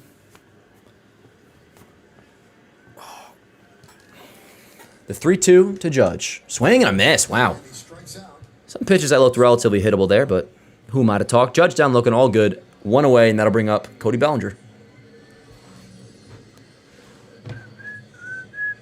He got to swing through a high cutter. After all those fastballs, he sees fastball again and just a little out in front of that. By the way, so I mentioned my setup has changed. My iMac is now in front of me, which I have the webcam. It's like a better angle, I think. That doesn't really matter that much, but the volume is so much better here. Like I could really crank this shit up if I wanted to. Let me know if you guys want the volume louder or higher, like with the game, or louder or lower. Anyways, the full game record that I always do, because I'm doing my clips off here, my full game record is out in the living room now. So I'm moving some things around. The Clo Dog cleaning out the fridge last week has been wanting to really take care of the crib, which for the most part I do. Like my room's always clean. Obviously, I make my bed every single day. I vacuum, but like the kitchen and the bathroom, I really want to keep that tight and right now. And with that, I'm kind of like been vacuuming, moving some things around. New setup, big announcement today, fresh start, whatever it may be. But I like this setup. Game on my iMac, much better sound. And yeah, good to be back in the Bronx too. I tell you, man, I love it. If the Yankees, like, if they have a chance to wear the turtlenecs, they're wearing them this year. It's freaking awesome. It's not that cold out, but they're wearing turtlenecks. Like, that's freaking fantastic. Bellinger's got one on, and he's got a 2-1 count here.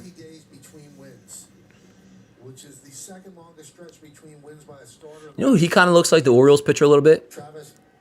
You know, I'll give you a little trivia, chat. Trivia is in, like, guess the player that I'm thinking of. Former Yankee. Pitched on the Yankees, I believe, just for 2 years, 2013 to 2014. Looks like this Orioles pitcher was a left-hander.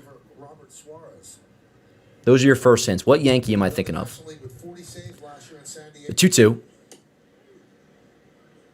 Strike 3. Bellinger down looking. Looks like he knew it. He was just waiting for the call.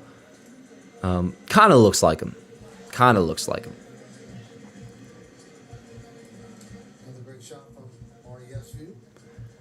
My name is Jazz. I'm the Prince of the City. Looks like the view from 164th Street. All right, I'm pulling up you guys. See if anybody got my trivia question. What Yankee am I thinking of? Favorite MLB stadium? Yankee Stadium, but besides that, you know what I like? Citizens Bank is nice. Michael goes Lefty Gomez. So no, I was thinking of Vidal Nuno. And somebody's asking, what was the announcement? Hale is asking. It was that Yankees Avenue is now joining John Boy Media. So this is now, not just this, but not just the watch party, but like Yankees Avenue. It was a side gig before. I was with JM as just an editor and producer. And I'm still doing baseball today. But this is now like under the John Boy Media umbrella. Yankees Avenue and John Boy, while previously were separate, no longer. This is like my full-time job now. That's a big announcement. So, for those who didn't catch that. Appreciate you asking, though, Hale. Thank you, man. Hell yeah, thanks, Morgan. Oh, yes, by the way, good call by, what's up, Dylan? Hey, Ben. Yes, so I saw this when I was going to the bathroom before. Lombard, 2 hits today in AAA. And his first hit the other day, and that first hit was a 104-mile-an-hour single. I haven't seen the 2 from today, but I did hear it. That, yeah, Lombard already a couple hits tonight at AAA. Got a 3-1 count on Rosario. He's struck out a couple times tonight, once looking, once swinging. In reverse order. And he's coming off, I forget if he got into the game off the bench, but he did not start any of the games in Texas. Wow. That's just kind of a nice pitch. And that was a fastball, four-seam in the dirt. Almost had sinker. It almost looked like a Zach Britton sinker in a way. Also, Rosario is very much a free swinger, so I could just be overgiving credit. But anyways, nonetheless, Chad, we got a 3-2 count, 2 outs from Rosario. Fouled away. Still 3-2. Dan, when can we see what you look like? Dan, when can we see what you look at when you watch games? Oh, I can show you. I could show you probably like in between this inning, if you want to see it. You want to see my setup? 3-2, but calls time as Suarez was going to deliver. And now Suarez is going to act like that's like the end of the world. Oh, wait. He's acting like it's the end of the world because that was a pitch clock violation. Rosario will take first. Pitch clock violation. I was about to start like, not ranting, but like I hate when pitchers all of a sudden it's like, you know, oh my God, you interrupted me mid a pitch delivery. Now it's like my whole outing's ruined. Like now it's your fault for why I might be off in this next pitch. It's like, nah, bro, like get it together. But no, it was a pitch clock violation. Now we got Rosario on first, and that'll be now Jazz Chisholm Jr. coming up, 2 outs. The runner on. I love those pants, man. I hope he always wears them. Not to keep freaking talking about it, but Jazz 1 for 2. What was his hit? Why am I? Oh, he had the little infield single. That's what that was. Bottom of the 5th inning, Yankees 5-1 Yes, sir. over Baltimore. The 0-1 to Jazz. Outside, 1-1. Let's see some other scores. Rays leading the Giants 3-0. By the way, Toronto, I just noticed, has taken a 2-0 lead over the Twins. You know what, Chad? I want them to get back to 500. I'm like Vegeta versus Imperfect Cell. The 1-1 to Jazz. Ball low. Good call. That's very important to get the right call to Jazz because I'm not sure how much the Yankees are going to be letting him use ABS. Or I'm sure he still has permission to use it. I forget what Boone's exact response was. I don't think he said he can't use it. But you would think Jazz is a little bit hesitant, so good thing that was correctly called the ball. The 2-1. That's a strike, no doubt, in there. 2-2. Fastball outside. Part of the plate. But yeah, Toronto 2-0 over the Twins. Top 2, so very early. Cardinals are winning 3-0 over the Dodgers, bro. How about them this year? Holy freaking crap. Jazz to the left. That's probably a can of corn, yeah. But not in a pathetic way. It was like a nice little looping line drive. Anyways, inning is over. So the pitch clock violation had Rosario on first. Yankees strand him. All good. We're up 5-1. We're up 5-1, which doesn't mean we're going to win 5-1. We want to keep scoring, but Warren's looking great. He's going to come back out, of course, for the top of the 6th. And pitch count-wise, what did we say he was at, John? 69. How could you forget that? I always hated when kids would wear 69 in Little League because I always felt like my dad was thinking like I'm being corrupted by my fellow youth. That's why I don't let him come to the warehouse because I don't see K-Mac. No, I'm just kidding. I always tell Dan Rick Sr. to come to the warehouse. But he also thinks it'll mess me up if he comes, which is like honestly kind of fair. I usually like really stress playing in front of my dad because I always want to do well. So Luke's in the super chat and is clarifying the how I say a rose if you can't roll your R's. Well, I don't think I can. A rose. No, I can't. A rose. A rose. Ben a rose? A rose? Ah, Rose. Makes me feel like I'm talking to Rose. Chris Rose. Anyways, appreciate you, Luke. And I think it's just an L. I don't think I'm going to get it. When's the next time you're going to a game, Luke? I feel like you go to games pretty often. Joey with a $20 super chat says, trick question, who's the only player in Yankee history to hit a walk-off home run in the first Major League at-bat? And what year did it happen? Hint, it's Yankees history because he did it against them and not in the Bronx. Who's the only player in Yankees history to hit a walk-off home run in his first Major League at-bat? And what year did it happen? Hint, it's Yankees history because he did it against them and not in the Bronx. Did it against them. Was he a Yankee or no, Joey? Because you say it wasn't in the Bronx, but if it was a Yankee at the walk-off home run, was it when we were playing at Shea before Yankee Stadium 2? As in the 70s renovation? So he wasn't a Yankee, but he hit... Well, it is a trick question, so it's tricking me. Who's the only player in New York Yankees history to hit a walk-off home run? Well, then it wouldn't really be in Yankees history, unless I'm misreading this. His first Major League at-bat, what year did it happen? Hint, it's Yankees history. Oh, I see. Hint, it happened because he did it against them, not in the Bronx. Okay, so let me think about this, Joey. I understand your question now. And by the way, we got top of the 6 now, and Warren, of course, back out there, as you mentioned. He's been great. This is a great story with the Diamondbacks. Was I alive for it, Joey? All those years in the minor leagues, finally gets I don't want to pull up the rest of the checks. You guys might have the answer and spoil it for me. With that kind of a streak. In his first at bat? Caballero. Over to first. He's really just become automatic at shortstop, Caballero. It ain't Ken Griffey, is it? Nah. Not while I was alive. Honestly, Joey, you may just have to give it to me. Bro said Dan Rice Sr. Nah, I said Dan Rice Sr. You're crazy. Are we sleeping on Ace Will Warren chat? I mean, yo, what if, Mr. Breed, what if we do get to, like, June and Warren still got a sub-3? Then it's like... And I'll say this. Now, I like Clark Schmidt a lot, and I feel bad I'm just bringing this comparison up. And Clark's pretty damn good. I look forward to him being back, more so for next year. But, like, we saw Clark in 2024. I think he had a sub-3 ERA in limited time because he had that lat injury. But, like... Will Warren's sub-3 ERA that we've seen so far in a small sample size feels so much more real than Clark's felt in his small sample size. And Clark's really good. I look at Clark as like a true, like, 3-5 quality start type pitcher. And that's kind of what I considered Warren to be. And we compared those two actually quite a lot with like the struggles against lefties, some of the adjustments they had to make, their first years being very similar, like, in the success by default because of the starts they made. That was like Clark in 2023. But just talking, I guess, upside here. Like, I kind of looked at them as, like, 3.5 ERA pitchers, which, you know, a full season, like, that's really good. That's very valuable, obviously. Even if they're, like, just below a sub-4, like, that's still valuable back in the rotation. Maybe Warren's upside is even greater than that. Speaking of, holy smokes, what a sinker. Strike 3, number 8 for Will Warren, Chad? Strikeout number 8 for Will Warren. Is Gunnar Henderson, or was that Alexander? Is Henderson up now? Either way, badass. No, that was Gunnar Henderson. He caught Gunnar Henderson looking. So two-way here in the 6th, and that'll bring up Taylor Ward. Yeah, so Warren's been freaking awesome. The confidence he has in it. Dan, how are you letting Rose compare Jordan to Judge? Chris, I was actually kind of tweaking about that.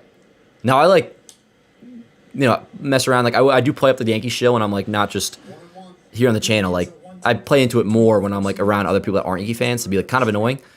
That actually, like, I was saying that before, Chris. That actually bothered me that he said that because, like, one, like, Judge's defense is part of his value, but also I later brought up the example of like, what about Barry Bonds and his MVPs? Like, yeah, I don't think anybody cared about defense then either. And by the way, Judge is like far better defender than Bonds ever was, and it's like a silly thing to bring up. Like, I did not like that point by Rose, which I have no problem saying because Rose knows ball. It's the people who don't know ball when like you disagree with them, you almost feel bad, so you don't disagree. You just kind of go along with it. Upstairs. 2-2 on Ward. Yermin Mercedes? Oh, wait, you had the initial answer in there before? And thanks so much for the Super Chat show. You're freaking awesome. Yermin Mercedes 2020 also. ESPN just reported 3 minutes ago. Yanks hold off on Volpe as Cabby is playing well. Just got the alert. Well, so that's not like the big news just yet, unless something new happened, but I don't think so. The big news will come on Monday, whether or not they option him or not, because Volpe is still technically within his rehab assignment. He is, like, he's within his rehab.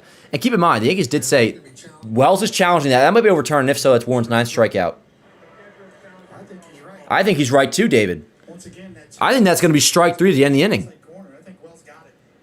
By the way, Volpe, they said 55 at-bats he would need. He's only at 35, so he's technically still within. Strike 3, ring him up. The correct challenge by Austin Wells, and that is strikeout number 9. Will Warren threw 6 innings against Baltimore. 6 innings, 2 hits, 1 run, just the homer by Alonso. No walks, 9 strikeouts. That's awesome. As is this Whopper commercial. Dude, I had a Whopper the other day. They really are back, and they're going all in. It's nice to see a fast food business actually put pride in their sandwiches again. Anyways, yeah, so with Volpe, they did initially say, remember, 55 at-bats right around there is what they would do before activating him.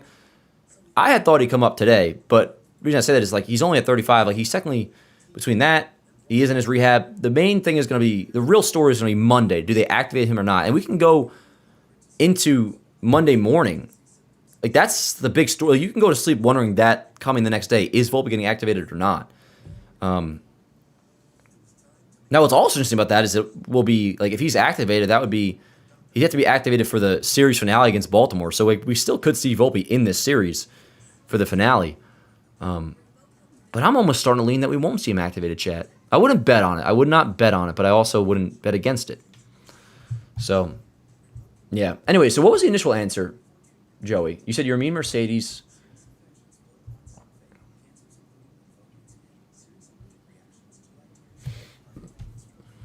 Or what was it you mean Mercedes?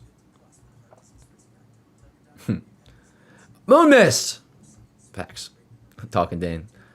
A lot of super chats, not that Dan doesn't deserve. Oh, yeah, dude. Joey goes freaking off. And all you guys are awesome. You don't have to send me money, but you guys are freaking awesome. All you guys are awesome. I appreciate you. You think Schumann ever gets to start? Holy shit. Is Schumann? He is still on the roster, isn't he? I totally forgot about that, John. Yeah, he is. You know what's interesting?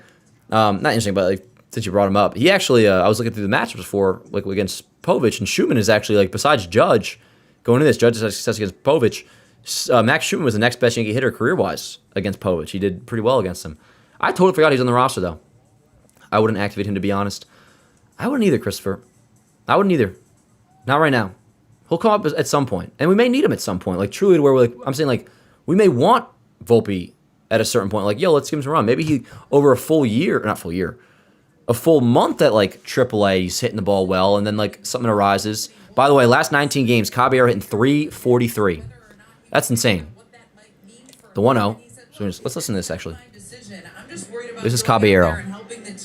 In any way possible. He said, my job is to stay in the moment, continue to play hard, and help this team in any way that I can. When he was asked if he feels as though he's benefited from playing the same position every day, he said, yes, I've been able to focus. It allows me to get a lot more reps in when I'm out there practicing before the game, but did say he's comfortable playing anywhere, whatever the Yankees choose, as long as his name is in the lineup. He's happy.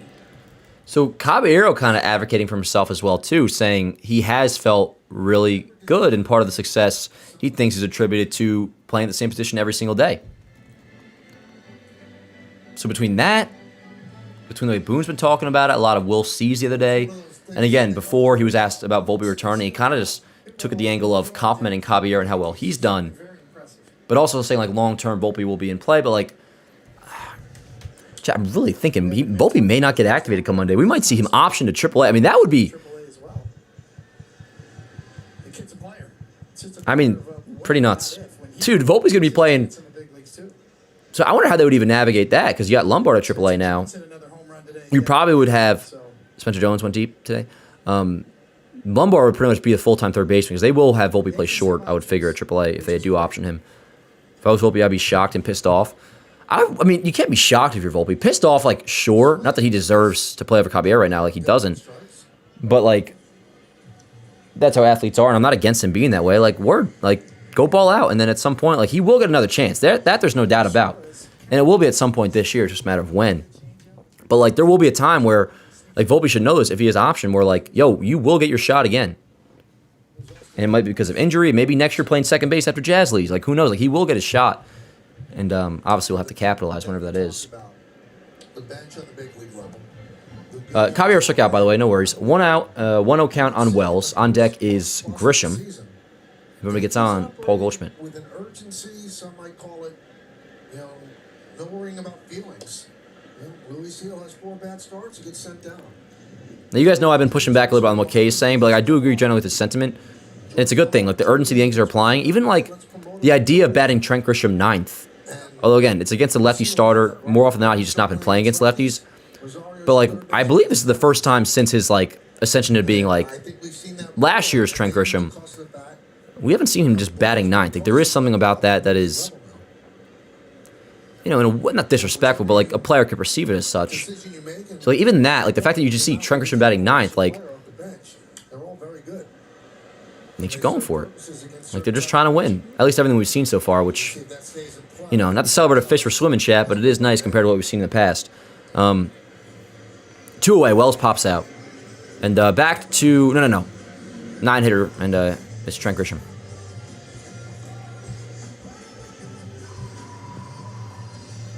6-man rotation. I mean, they could at some point, but again, I don't even, like, I mean, not that I don't care, but, like, you guys know what I always just jump to. Like, I just think the postseason rotation. No, you could. I mean, I wouldn't even do this no matter how good Warren looks, but, like, You don't have to only go with a 4-man staff in the postseason. You just don't need 5. But as much as Warren looks great, would you want to make it a 5-man rotation in the postseason? And then with that, that could be one less Cam start. And that's a conversation too, yo. Like, not for right now, although we're having it right now. Where do you pitch Cam? Like, say the postseason started tomorrow. By default, I've just been saying Fried, Culver, Don, Cam. I want to split with the lefties, and I just put Cam 4 in the postseason. Starts Game 4. But if we're, thinking realistically, who do we like the most right now? And we got to see how Cole looks back and Rodon when he comes back. But in a 7-game series, obviously you pitch Cam Game 1, then you can pitch him twice, like in that series, if it goes 7 games or whatever. If you have him start Game 4, then that's once in a 7-game series. Like, I don't want Cam only pitching once in a 7-game series. So saying it out loud, it's almost a guarantee. At least he'll pitch one of the first 2 games, I think, of the postseason, if I had to guess. But also the alternative is Garrett Cole, and he may look great. Rodon is underrated. I think Rodon will probably be the 4 starter in the postseason. If I had to guess right now, I think it'll be Fried, Cam, Cole, Rodon. That's my guess in the postseason rotation order. The 1-2 to Grisham, upstairs, 2 and 2. Anyways, so what we talked about a lot, but with the rotation, like, I don't worry so much about the 6-man, 5-man, the regular season, because if assuming we're going with 4, Warren will be going to the bullpen, and his stuff will play, as will Ryan Weathers. You got to make deadline acquisitions as well, though. Upstairs, 3 and 2 on Grisham. On deck is Goldschmidt. Now the Yankees are up 5-1. I imagine you'll just let Goldschmidt. Yeah, they'll keep Goldschmidt in, even though it's the righty. Obviously, actually. And he's on deck. 3-2 count on Grisham. Fried, Cole, Cam, Rodon should be the order. Grisham pops it up. I'm going to run out real quick, chat. I'll be right back. We're going to the 7th inning, by the way. This game is really zooming over the last few innings. I'll be right back, chat. We can continue this conversation. Be right back.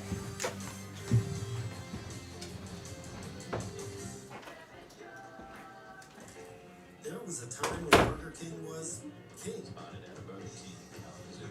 But somehow, somewhere, we just fell off. We called out our restaurant, service, and mistakes. Oh, and this guy. We needed to be better. And I'd know. I'm Tom, the president. So we fired the king and crowned you, reinvesting one restaurant, team, and Whopper at a time. Because there's a new king, and it's you. Sounds popular. I've been selling stuff on eBay. Started with a puffer jacket. No idea it would be worth that much. So I'm like, what else can I sell? I'm grabbing handbags. My little brother's baseball cards. That rug. The one you gave me. It all got snapped up like that. Sorry. I'm gonna get you a really good price on those earrings. Find what you love, sell what you don't. eBay. Things people love. What's her feeling? Well, she went to Metro and saved over $250. She got the new Samsung Galaxy A17 5G for free and no activation fees. Get that more for your money feeling only at Metro. That was something that no one had ever seen before, ever.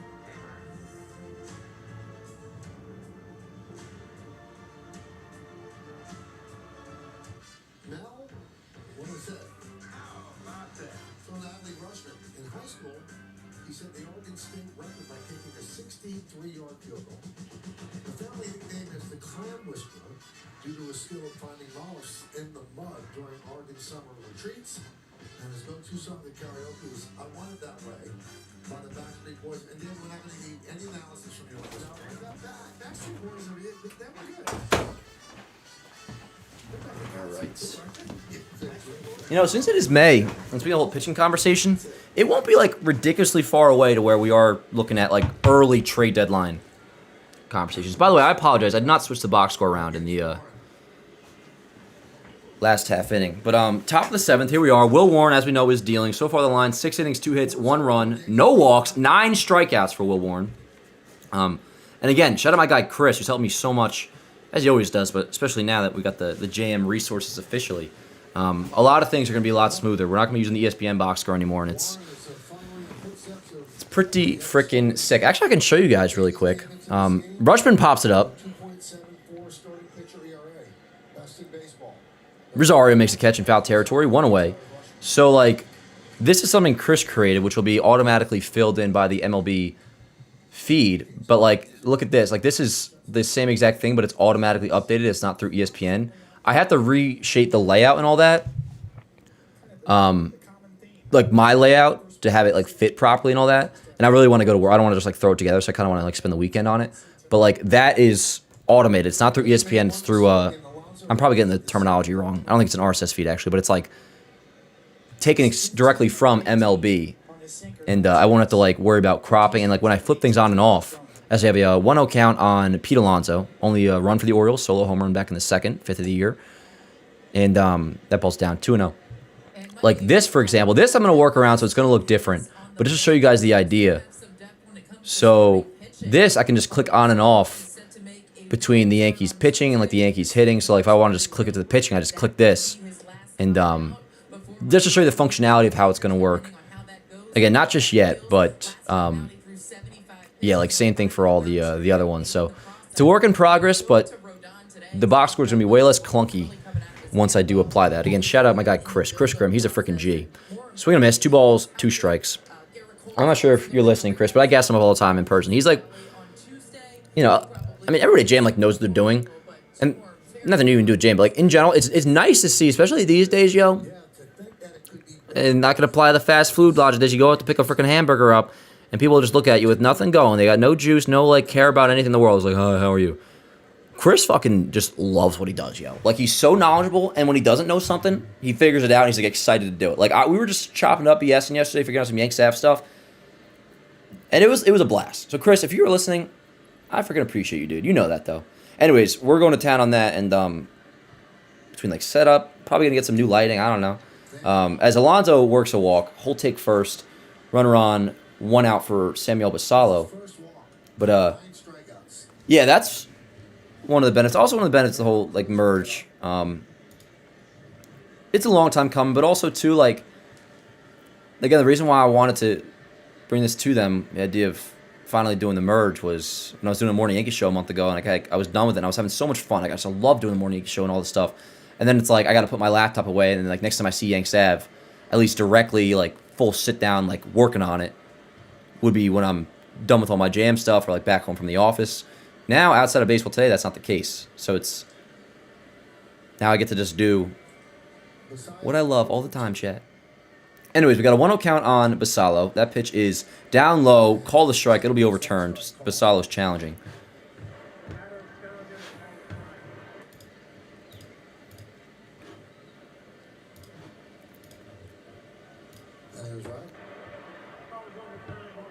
Jason Volpe trade bait. I mean, Volpe, there's not much value there. Jason's got some value still. We talked about this more in the morning Yank show, Jumbo. My headline was literally, was with Rodon. It was like, Rodon nearing return, semicolon. Cole looks chubby. And he does. I don't mind that at all, though. Like, that doesn't mean he's, like, out of shape, per se. To, like, the general population, not actually, to the general population, he's a freaking twig. He's got an eating disorder compared to the general population. Nah. He, as long as the legs are in shape, we're all good. And I said this before, but it's, like, not me even joking. Like, I grew up on CC. Like, CC was my first ace. Like, I don't have it in me to be concerned about Garrett Cole being a little bit chubby. And also, I can't imagine Cole is, like, chubby and, like, thinking... I don't think it's a result of him, like, being careless or nothing. Like, if that were a thing that Cole thought would affect his performance, I don't think he would be chubby. But he is, certainly. He's got a belly now, for those who didn't see it. I'll show you guys, actually. I have the video still. We got a 3-1 count on Basallo. Let me just drop this in here real quick, because I have it from this morning's show. Let's see. Cole chubby. So this is Cole in his interview yesterday, for those who didn't see. He's got a belly. Like, there's no sugarcoat. Like, he does. But I don't think it's a big deal at all.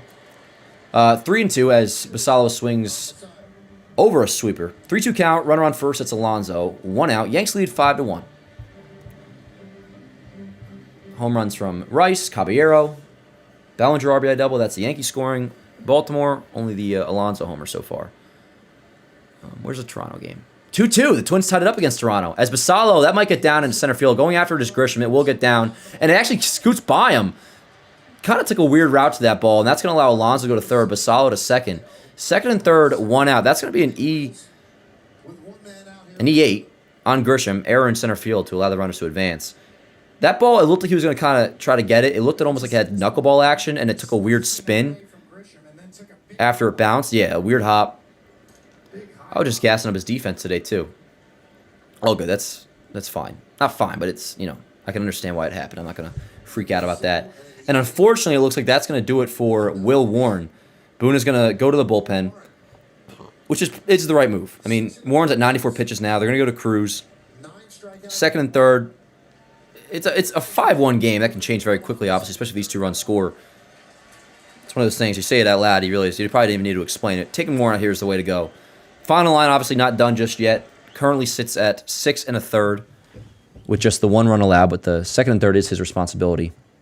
A fantastic outing, obviously. We got to wait letter grade-wise until his line's official. But Cruz coming in.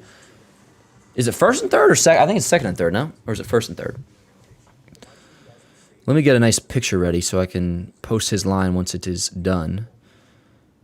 I still haven't started charging my phone yet. It's at 5%. But, I'm home. So it's not like a thing where I'm worried about it. If my phone were to even die, I don't think I'm going to get to that level, but if my phone were to die, I can just plug it in. You know what I'm saying?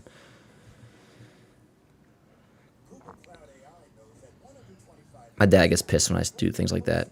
Not with the phone, but he'll always say this random shit. It's like, what if you go to jail? I'm like, then I'll eventually get out. Just send me a radio. The Yankees have become a nice crutch to where it's like, what situation in the world would I not have the Yankees? Even if I were for some reason in jail, if I was framed, I would never commit a crime, obviously. But I'm sure I could bum a radio in to watch the Yanks. Or if I was ever in a loony bin. And I can say that, by the way. It's not offensive. The one who's saying it is the one it would offend, so. The Rourke family's had its run-ins, but no, ultimately, what could besides death, what could take Yankee baseball away from me? There's nothing.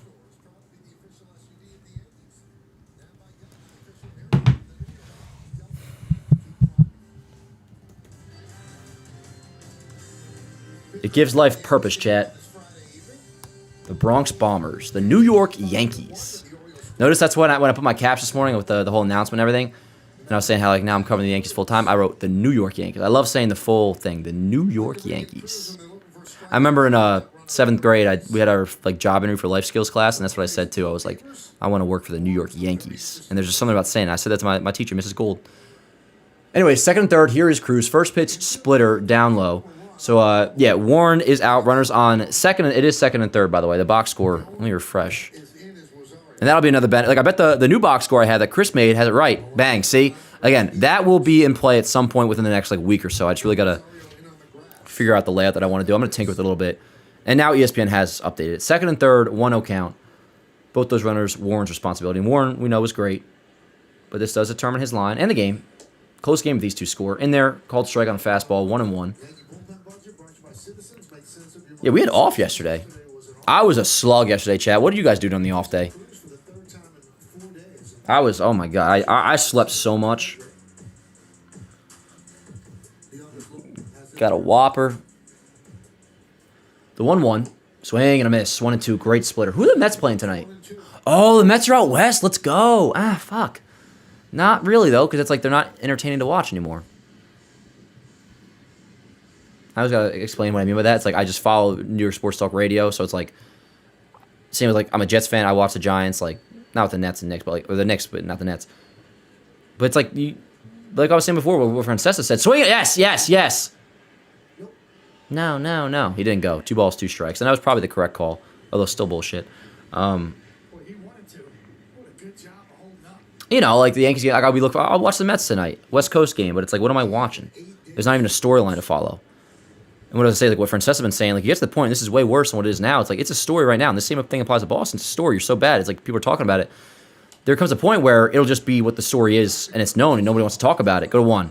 Run scores. Cruz thought about coming home. It was a little tapper back to Cruz. He smartly decided to go to first, and he gets the out. 2 away. Warren has a smile. So that second run scores. That is against Will Warren, so that'll be 2 earned runs allowed. No big deal. It is a 5-2 game now. So game-wise, don't want to be too casual with this. We're going up by 3. Want to score a little bit more. And Well, maybe he's thinking, get me out at home so you can save me an earned run. yeah. Get the out at first and save me a win. Anyways, for now we're all good. Keep it at 5-2, and I'm not sweating too much. Leone Taveras. Runner on third, 2 outs, and this could be something or maybe not. No, excuse me. Can of corn, I believe, for the most part. But yes, Judge makes a catch. Inning is over. So Cruz did a good job. The 1 run did score, but that's all good. A little tapper. And Cruz was smart, went to first. And that will do it on Will Warren's final line, which is 6 1/3, 3 hits, 2 earned runs, 1 walk, 9 strikeouts. ERA through, what is this, 8 starts now? 7 starts. ERA through 7 starts for Will Warren is a 2.39. Is that right? Why is it saying one of those runs is unearned? That can't be accurate. Let me pull up the one box score. Does that have the ERA for Warren yet? Hold on.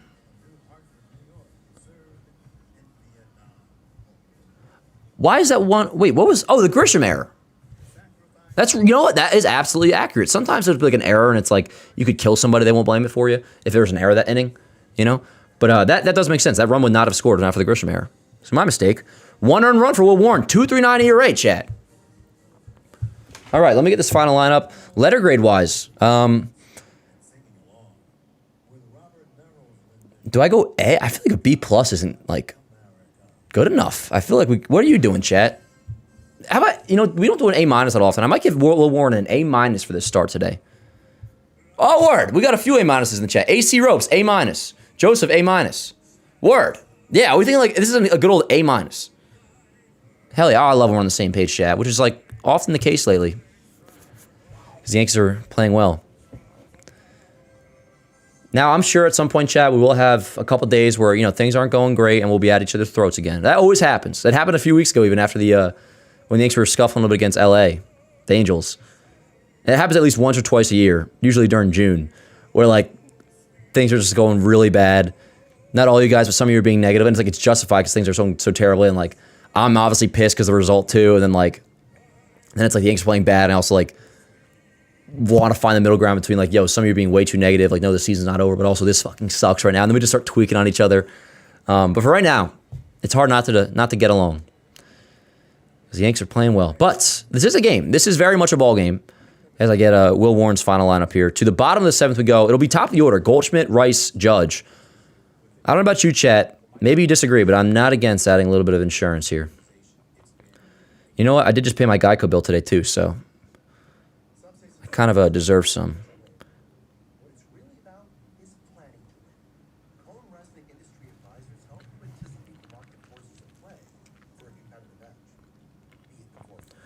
Six and a third innings pitched, 3 hits, 2 runs, 1 earned run, 1 walk, 9 K,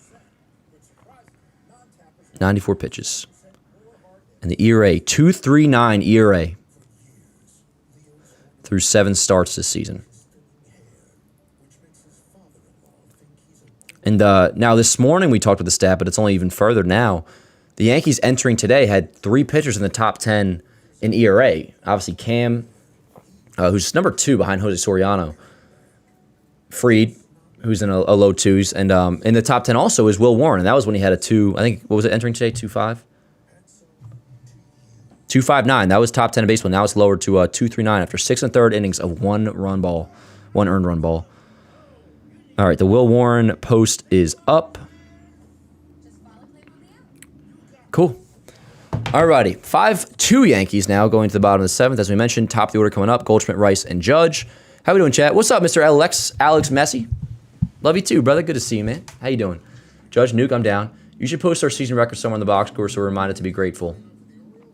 I'll have standings things too coming up as well in our next, like when I implement all the new stuff. Good question by AC here. I like this. Good conversation, sort of. Who do you think is the biggest threat in the AL? To be honest, here, I'll give you my brain answer right now is Seattle. I think the Mariners, if I were to like legitimately sit down and be like, all right, this team is, and their pitching is pretty insane too, as we know, but and their bullpen's better than ours right now. I'll go Seattle with an actual like logic-based thought, breaking it down if we were to do that. Seattle, I think, is the second best team in the American League when all is said and done.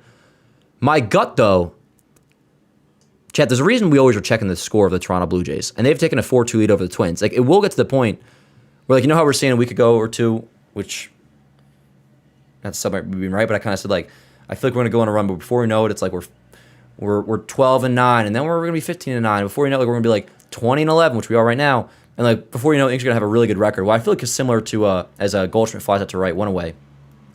I feel like very soon we're going to see Toronto, like, they're going to get to 500, and then before you know it, and they might hover around there for a little bit, but then before you know it, they're 5 games over 500. Before you know it, a series we play against them, which we have one coming up this month, by the way. But let's just say the next time we play them afterwards, and that series coming up is going to be huge. I can't wait for that. We'll talk about that as it gets closer, but I could see a series in June where, like, not that the Blue Jays are, like, really threatening us, but even if they pulled it within, like, I don't know, they're not even that far off from this right now, but like 4 or 5 games during a big series where it's like, we'll go into a series against Toronto this summer, I feel like, relatively stressing. Or at least, like, understanding the importance of the series. So, like, maybe it's PTSD, respect from last year. They got off to a bad start last year, too. Like, my gut says Toronto. My brain says Seattle. And again, the question was who do you think is going to be the biggest threat in the American League for us this year? Ben Rice up, by the way. We got a 2-0 count. Of course, he went deep 3-run bomb back in the second inning. It's a pretty good combination, yeah. Oh, shit. You know what? Just in case he goes deep again, I got to make sure my home run graphic is updated, chat. Get Freed on Sunday, get Slipper on Monday. Yep. The 4th game of the series. The 2-0 to Rice. Ground ball to the right side. That'll be an easy play for Alexander. Over to first. 2-way. Here is Aaron Judge. I'm still going to update the graphic. Because at some point I'll need it. At some point, Ben Rice will hit his 12th homer. What were we just... Yeah, the AL thing. Obviously, NL-wise, the Dodgers. The NL's got some good teams. Look at Cole in the dugout. Turtleneck. Oh, he looks great. Oh, he looks great. Chad, I may have to post that still. Rodon's in the dugout, too. I love this. Both Cole and Rodon are in the dugout. Now, Gopri, I have a feeling me and you would get along, bro. He goes, not a single team is a threat. I like that. I like that. Now, again, like, I think Seattle right now, you consider a better team than Toronto. I'm never, like, even last year, I don't know about you guys, I'm never, like, am afraid going into a Seattle series. Doesn't mean we won't, like, we could always lose any series, but, like, I'm never like, oh, here's Seattle. Toronto, even if by the time we play them, they're still, like, under 500, let's say, like, I will be thinking about them as I go to sleep the night before, like, all right, we got Toronto tomorrow, like, all right, let's make sure we're locked in or whatever. Like I have any impact over that, but maybe I do. Maybe we do, chat. So I could still consider Toronto a threat. I don't consider Baltimore a threat, but I think they'll be in it. Like, I think they'll still be like a competitive team, I think, as of right now. The 0-2, upstairs, 1-2 on Judge, 2 outs in the 7th, 5-2 Yanks lead. NL is stacked this year. And even like, so you have obviously the Dodgers, you have the Padres have been terrific. The Cubs have been playing really well. They had a big win streak. But like, even like the teams, like there's no real surprises outside of like the Twins early in the AL, but not anymore. They're back under 500. Like I think they're 14-18 right now. They're losing the Blue Jays. The NL has also had like the teams that were supposed to be good for the most part playing well outside of the Mets and the Phillies. So I guess maybe not. But then like surprises, like the whole NL Central. I don't know if it's still like this, but like they're as of like yesterday or 2 days ago, they were all above 500. St. Louis just swept Pittsburgh, so maybe not anymore. But like the Padres, I think have been better than people expected them to be. The Braves were looked at as a team that would bounce back, and many did pick them to win the NL East. But they're like considered one of the best teams in baseball. Like they've quickly kind of gone back to where they were prior to 2025. So the NL is, especially compared to the American League, they're loaded. The 2-2 to Judge, down low, good take, 3-2. Suarez still in, by the way, for the Orioles. Oh shit, my bad, Lance. I've done that a couple times today. Apologies, guys. I have neglected to switch the box score. My bad. I'll clean that up. Maybe I'm getting complacent, chat. Judge works a 2-out walk. And that'll bring up Cody Bellinger. I almost said Ahmed Rosario. All right. Reds, too. My bad on that. Yes, absolutely, Cam. The Reds have been terrific. I kind of grouped them into like the NL Central as a whole doing pretty well. But like the Reds have been legitimately they've been one of the best teams in baseball, at least results-wise.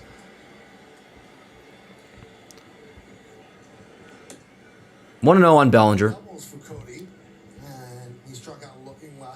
Tigers are to be the biggest AL threat outside of Toronto. I don't know about that, though, Hale. Like, here's why I would think the Tigers would be a threat, and it's literally just Skubal.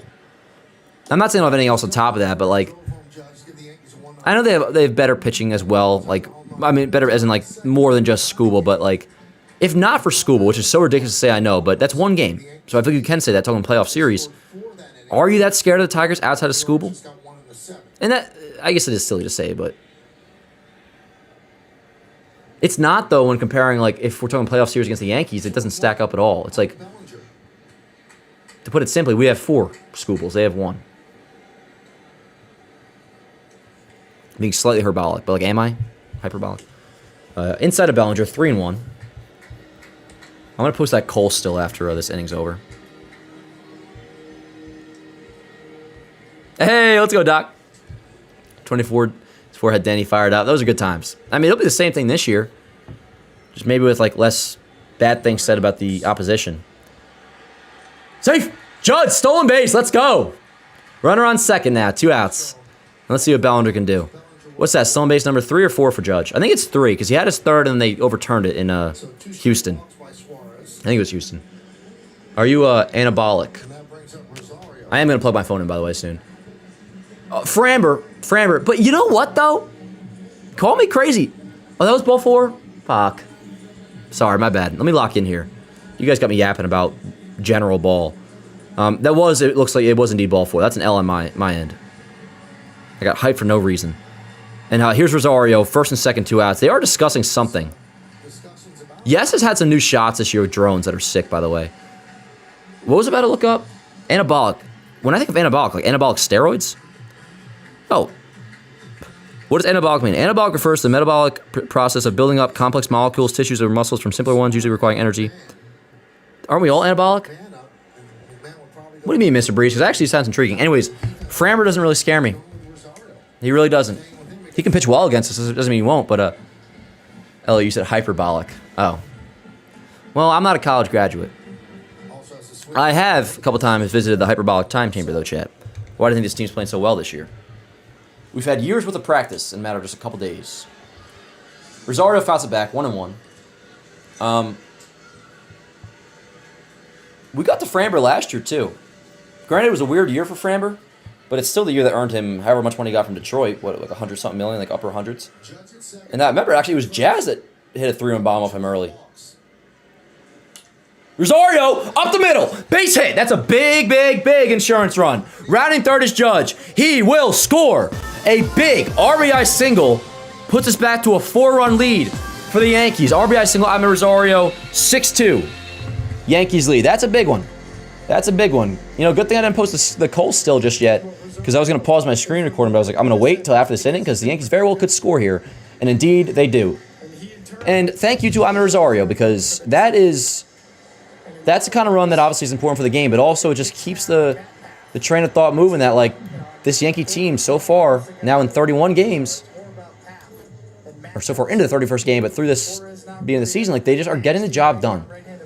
And it's almost looking like they, not to compare them to the 90s team, that's not what I'm doing at all, but something people would always say about the 90s teams, and let me freaking emphasize, I'm not comparing this to, I'm just taking a lot of thought that people would say with them, is like, the 90s team just knew how to win.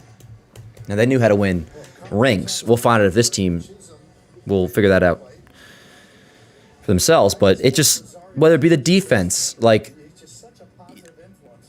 I trust this Yankees team, chat, for the most part. Not the bullpen, but, like, the core unit of this team, whether it be, like, Rosario, he hasn't played in a few days, and here he comes, big RBI single here for his first hit of the game. It's like, you don't know they're going to come through, but, like, you kind of feel good that they will.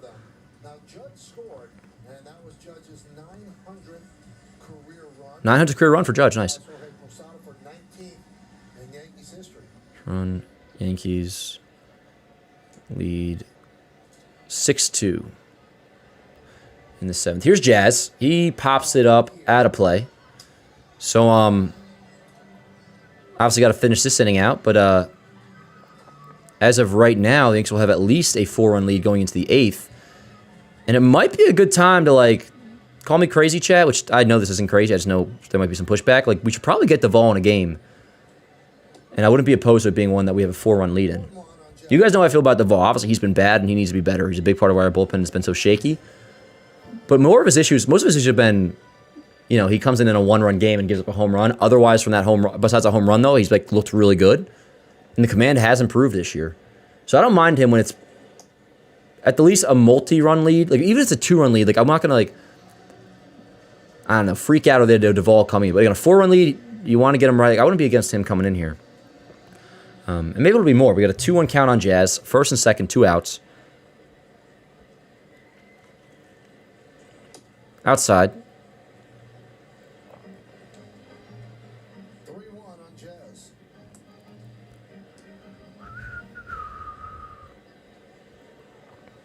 This magic moment when Chad's lips are close to mine. 3-1 Jazz. Fouled back. 3-2. So we got a full count. Runners will be moving. We got first and second, 2 outs. 3-2 count. Yanks lead 6-2. But a pretty damn good game so far, chat. Dan the manager. I like it. Bringing Duvall in. Hell yeah, John. John, you want to be my bench coach? Actually, to be honest, I think my bench coach by default is Morg. Morg, if you're down, you're my bench coach. But we got other roles to fill. Hey, John, did you hit all right back in Little League or anything? Or when you play ball? Jazz works a walk. It's not going to be bases loaded for Caballero. Bases loaded for Caballero, 2 outs. Yeah, speaking of bench coach, you guys know I would love to be a bench coach. Which I'm not saying that's a realistic possibility. I'm just saying that's the best job in baseball. Not in the way that people talk about bullpen catchers, you don't know. It's you get to have your thoughts in the game. You have an impact on the game. You get to be in the inner workings of it all, operate the baseball brain, think about what to do here, what to do there, how to prepare for this, what could happen with this lane, whatever it may be. But ultimately, nothing falls on you. It's Mork, say you're my bench coach. And, you're my bench coach. You could suggest anything to me. It could be a brilliant idea, it could be a bad idea, whatever. If it works out, great. Well, in that case, I would get credit for it. But if it works poorly, even though it was, let's say, your decision, it would fall on me. Because, you just make, the bench coach just makes suggestions. And, I think that's, it's kind of I feel like I'm a bench coach right now, yo. Granted, Brad Ausmus actually does have an impact. But it's you get kind of just run, you get to think out loud, I feel like. That's what the bench coach gets to do. They get to think out loud. Absolutely, Nick. What's up, Nick? How are you doing? I'm not sure you've been in here before, but good to see you, brother. Dan Zimmer. Oh, yeah, man. My first, Yassine asks, are you going to watch the Knicks second round of the playoffs? I will. By the way, we talked about it briefly on the Morning Yankees show. Just a little shout out to the Knicks. I know a lot of you guys are Knicks fans. That win yesterday, honestly, I didn't watch. To be honest with you, I was not all that in tune to Sports Talk Radio yesterday because it was an off day. I was just total, my brain was off. I did not know the Knicks were playing. I found out by Mr. Luigi when I was downstairs running to get a water from the store. He's like, you see the Knicks? I'm like, no, they're playing today. They're up by 40 points. They're up by 40 points. And I was like, damn, what quarter? He's like, I don't know, I'm not watching, but they're up by 40 points. I'm like, damn. So, shout out to the Knicks. Obviously, advanced to do we know who they're playing yet? Is it the Celtics are still playing, right? That's all I've been hearing about is Warwick Cam. You could be the third base coach. I just keep feeling it's the Celtics they could be playing, right? Doing good, Big Dan. How are you feeling today? I'm chilling, man. I'm chilling. It's been a good game so far. Got a win, and it's been a great day, obviously. But yeah, I'm doing pretty good, man. Hell yeah. Mr. Luigi sounds like fun. Mr. Luigi's the best. I ran into Mr. Luigi on the street today. It's obviously the first of the month, so you got to pay your rent. And on the way back from the office, I stopped at the bank and picked up my bank check. Because I don't like to write the check, so I pay the $8 fee for them to do them themselves. I don't even have a checkbook, yo. You got to order through the mail. I'm good. Anyways, I see Mr. Luigi on the main street, Washington Street in Hoboken. He's like, what are you doing? I'm like, I'm coming home from the office. I'm like, where are you going? He's like, go to the bank. That's not exactly how he talks. I'm exaggerating. He's like, I'm going to the bank. I'm like, oh, word. I got you right here. You want this now? He's like, yes. I give him his money. I gave him his $1,900, chat. That's how much my rent costs. Bases loaded for Caballero. Here we go. 2 outs. Yanks lead 6-2. The pitch. In there, called strike. Slider. That pitch looks very similar to a... That almost looked like a Treya Savage pitch, honestly. That slider right there. $8 for one check. Yeah, I mean, it's once a month. And then it's just it's all printed out, too. It's just nice. The 0-1. Wow. That almost looks like your Savage's splitter, doesn't it? Facts. Really nice. Yo, just so low cortisol. Nick, fucking fire me up, bro. Facts. Speaking of low cortisol, I may take some ashwagandha tonight. I take ashwagandha every night. I took my creatine today. I took my zinc. I took my beetroot gummies. I take beetroot gummies first. along with iron. I also have iron supplements. I don't even know if I need it, but if I don't, I'll just pass it into the toilet. No problem. The O2 to Caballero, fighting, fouls it back. And then I take my zinc usually after lunch, fish oil with dinner. Like I took my fish oil for the stream. Creatine, which I actually ran out of creatine. I got more, thank goodness. So I'm back on my creatine grind today. And then ashwagandha. Sometimes I will not wait what Andrew Huberman suggests, which is 8 hours after you wake. Sometimes if, Chris Rose is really giving me the business early on, I'll take an ashwagandha at 11 a.m. But it's also good for your testosterone, a bunch of stuff. And then at nighttime I make magnesium. The O2. Foul back again. Let's see.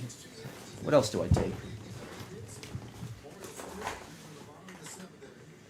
Ashwagandha, creatine, beetroot gummies, zinc. That's good for you, Chad, let me tell you. My magnesium, this I'll take before I go to bed. My fish oil. O2 count on Caballero. Basis juice. Wide ball, left field. That's not getting out. Will it be trouble? Nah. Sorry, I kind of jumped the gun on that, but it looked like a decent swing. It was a decent swing. He ends up flying out. All good, Cobb. All good. Of course, Cobb had a home run before, by the way. Let's see what else we got in here. Yes, my iron. Not daily, but we do have some fiber gummies as well. And then vitamin D, I only take when it's cloudy out, because otherwise I get like... I'm big on the sun, chat. I get a lot of sun. What else we got in here? And then some good old ibuprofen. That's the DAR CVS. CVS in a bag. In my bag, 2026. Some Windex wipes. Some gum. Some deodorant spray. My glasses case. A couple chargers. Decongestions, more so that's from the wintertime. Gatorade Zero.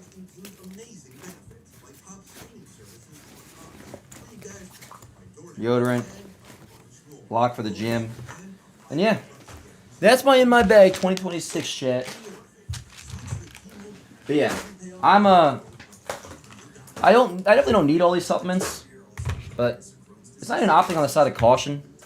Maybe it's a little bit placebo. Not all of it's placebo. Like there's ones I'll tell you, creatine, not placebo. Legitimately a great effect on the brain. Remember, and this is not me doing the study, it's multiple studies now. We know about creatine's effects on the muscles, obviously, but what they say is the first 5 milligrams go to the muscles, everything after that goes to the brain. The cognitive benefits of creatine are like studied, confirmed, and they're massive, and I feel it myself. It's not placebo. Iron might be placebo. I don't know if I need that, but again, I'll just, if I don't need it. Magnesium, not placebo.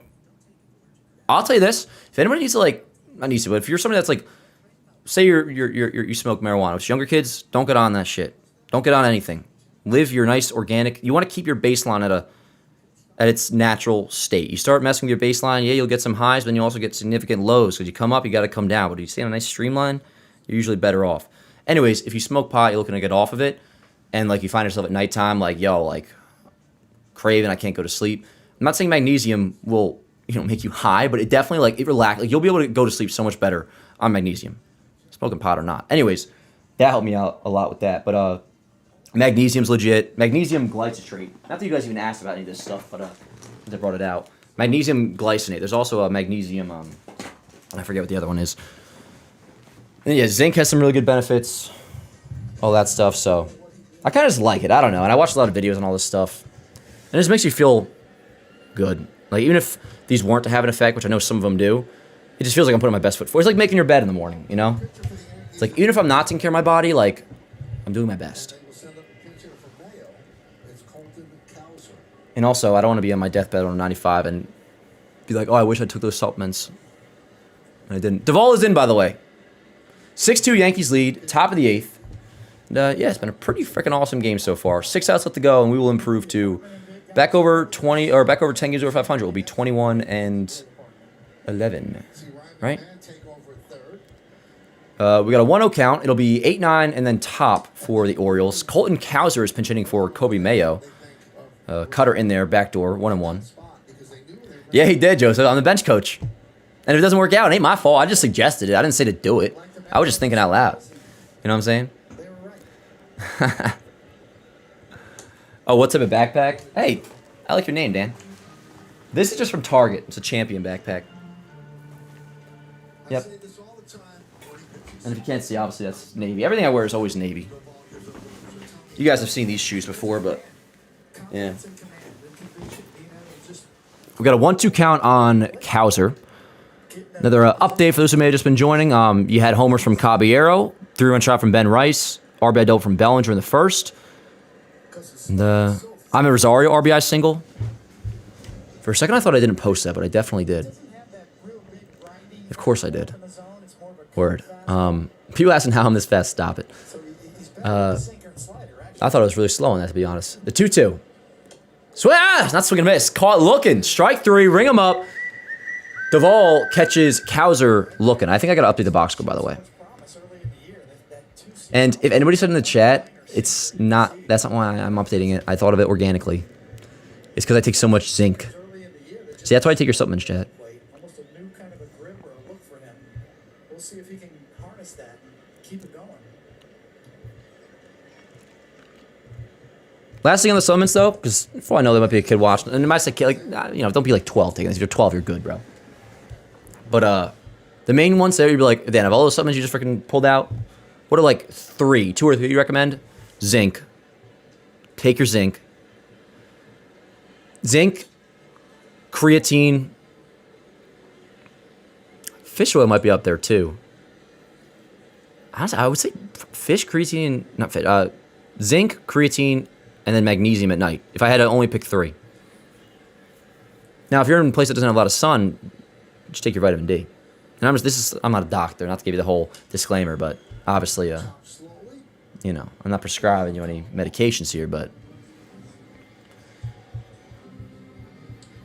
I find it helps.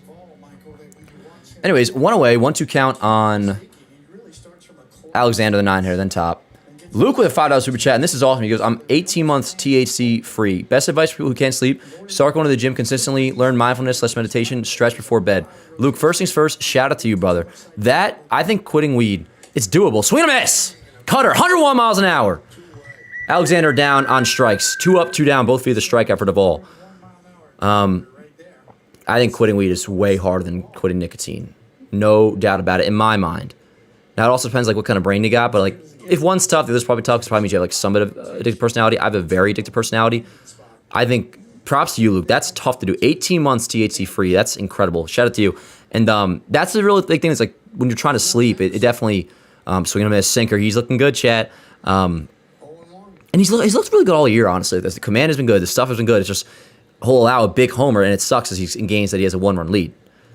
That's his job, is to preserve that 1-run lead. So I'm not celebrating what Duvall's been, but like, I can find myself thinking like this still could work out. And there's a ground ball to second base. A quick 1-2-3 inning for Camilo Duvall. How about that? Scoreless. Anyways, the stretch before bed, that's interesting. Not a big, like, I take melatonin. I'm not a huge advocate of it because the people that I watch and listen to aren't big advocates of it consistently. Like, I don't think you're supposed to be, like, you don't want to take melatonin like every single day. Well, I don't think it'll kill you if you do, but like, if you're somebody like quitting weed, like that's a time to like, yo, just like come the nighttime, like take your melatonin, like do the things that Luke just said. Like, there's ways to get out of it. Oh man, Dan trying to give us life advice. Not even life advice, just life suggestions. I'm being the bench coach, John. I'm not the manager here. I can't tell you what to do. I can only make suggestions. And if it doesn't work out, it ain't my fault. You did it, not me. No, just kidding. Where'd I get the shoes? These I just got from the Nike store in Hoboken. Shout out to you though again, Luke. That's freaking awesome. Hey, what up, Clo Dog? Yes, the Clo Dog bought a rookie Aaron Judge card today, and it's freaking badass. And she bartered with a dude who's apparently a John Boy Media fan. And from my remembering, the story goes, you went, and then you really wanted the card, and you remember the dude was a John Boy Media fan, so you're like, I'm going to go barter with the guy and see if I can get a discount, because I really want the Judge rookie card. And all I know is, chat, is she got the card. So that's my girlfriend, by the way, the Clo Dog. It's funny how things work out. Like, oh, my girlfriend was late to the stream because she was buying an Aaron Judge rookie card. Like, it's kind of cool. I'm not going to lie. Dan's probably going to start telling us touching receipts make you gay. It does, Christopher. It does. I've actually never heard that saying before, touching receipts. Melatonin issues. That's another thing with melatonin, yeah. Like, there's time. I took melatonin last night because I wanted to make sure I was up early for today for the show. But the dose was 2. I only took 1. I got to make a pre-game or post-game soon, by the way. Duvall did look nasty. That was really good. Really, really good. 8 down, 1 to go. Yes, sir. How you doing, Lance? Stretch in the morning after a light warm-up. Yeah, stretching is obviously important too. I'm not going to go full on, like, I'm not trying to not just be annoying by, like, giving advice, but obviously, since you mentioned it, yes, like, stretching is very important. And I forget that sometimes too. Like, I feel so much better, whether it's just stretching or, like, sometimes, like, before the morning Yanks this morning, I did 10 push-ups. Just, like, you want to get the blood flowing.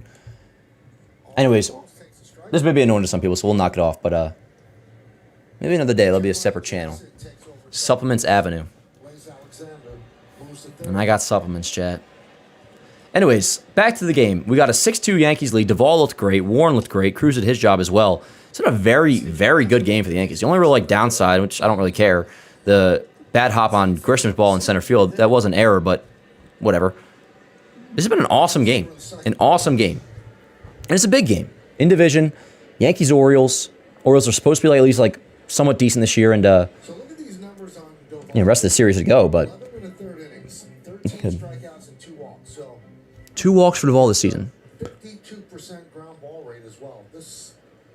When you have an inning like that, you can dream big. See, they're talking about what I'm talking about here with Duvall. Like, there is reason to actually be like, all right, we may still have something good in Duvall. And to be honest, like, we better.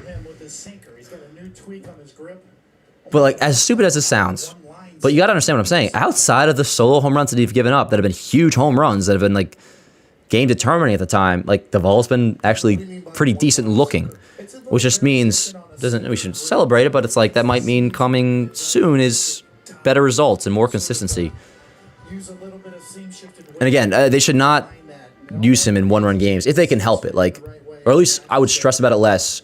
Duvall coming into games that have a multi-run lead, and I'm saying even just like a 2-run lead, not even just like tonight up by 4. I'm glad they got them in got him in. That was smart. I wonder who's getting the 9th, by the way. 2-2. 3-2. Because now also this starts a stretch of 13 games, I believe, in a row. We have 4 against Baltimore through Monday, then Texas again in the Bronx on Tuesday. That takes us through Thursday. Then Friday we go on the road a week from today to, I believe that's the start of the Milwaukee series. Wells, center field. Base hit. Leadoff single for Austin Wells. Very good. So runner on first, nobody out. I forget the order, but we go to Baltimore as well. So it's this homestand 7 games, Orioles, Rangers. Then right after that, no off day in between. A week from today, Friday, we start a road trip. It's with the Brewers and Orioles at Camden. I think we might see the return of Rodon during that road trip. If it's not during that road trip, it'd be during the Subway Series, which is at Citi Field. So it's 7 at home, 6 on the road. So this is this is a stretch of 13 games in a row. Then we'll have an off day after the road trip before the Subway Series at Citi Field. If you got all that. I forget what we were even talking about that to begin with. Oh, off days. So it's not a thing where they're just going to want to like get Bednar work per se. It might be Jake Bird in the 9th, chat. Fly ball to right, not deep. It'll be a can of corn for the Beeve. Leave it to Beeve. Back to the top of the order. Here is Paul Goldschmidt.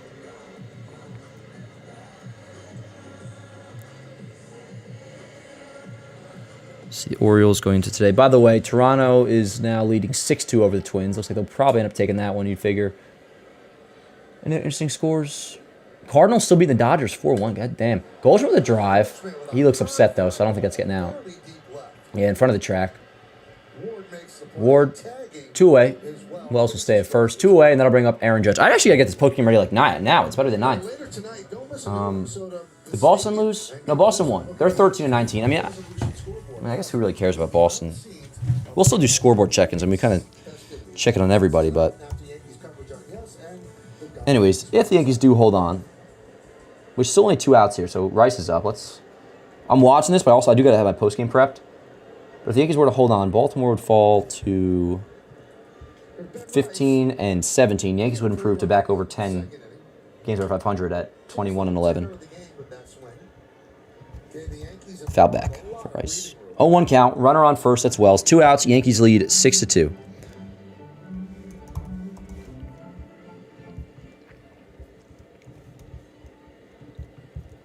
And reminder, yo, we mentioned it before, but the Morning Yankees show, 5 days a week now, Monday through Friday. We're going to have an episode every single day. Base hit for Rice.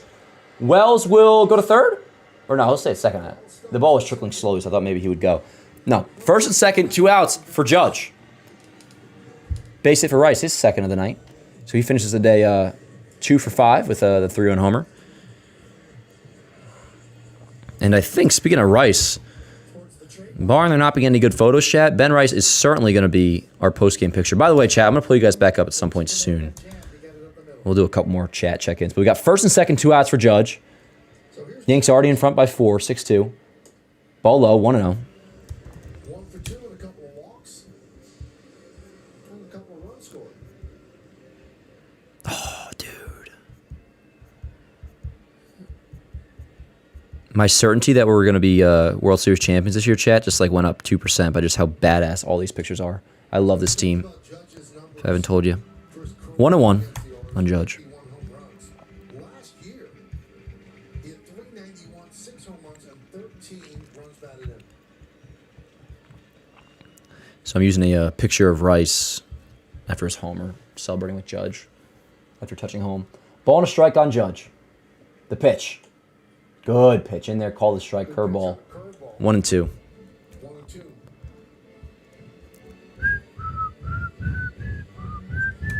All right, my postgame is pretty much set. Yeah, the rest I can do after this Judge at bat. 1-2 count. 2 outs. Hey, yo. 2 strike.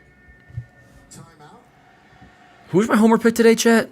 Did he grab a rock and throw it? He didn't that time. Which is Oh, did I say Goldschmidt? No, I didn't say Goldschmidt. I said Caballero and Rice. And would you look at that, chat? No, I think I did say Goldschmidt. 2 balls, 2 strikes on Judge. 2 balls, 2 strikes, 2 outs, 2 on. So what do you say, David? My first, at least experience, but I think it was in hindsight because it was 2010. A-Rod in Baltimore. Okay, 2 balls, 2 strikes, 2 outs. Yankees down by 2. The pitch. No, instead of base hit. Base up the middle for Judge. By the way, that was an A-Rod thing. The Yankees are up by 4. That's going to be an RBI single for Judge.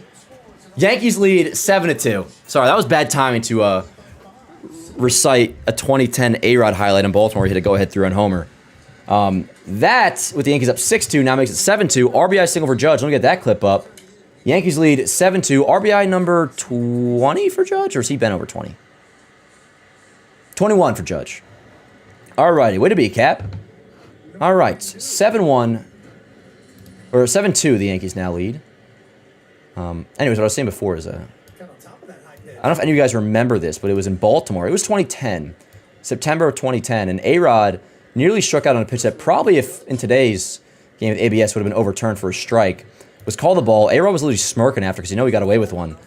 So basically, he got an extra pitch instead of a strikeout. It became a 2-2 count, and then in the 9th inning, Yankees down by 2. He had a go-ahead 3-run homer in Baltimore. And, that was one of the first times I remember. I think it was watching a clip back in like 2011 from when that happened. Me hearing the classic 2 balls, 2 strikes, 2 outs, Yankees down by 2, which is one of my favorite calls by K, which is why I always say it. Anyways, chat. 0-2 count on Bellinger. I'm getting this Judge clip up.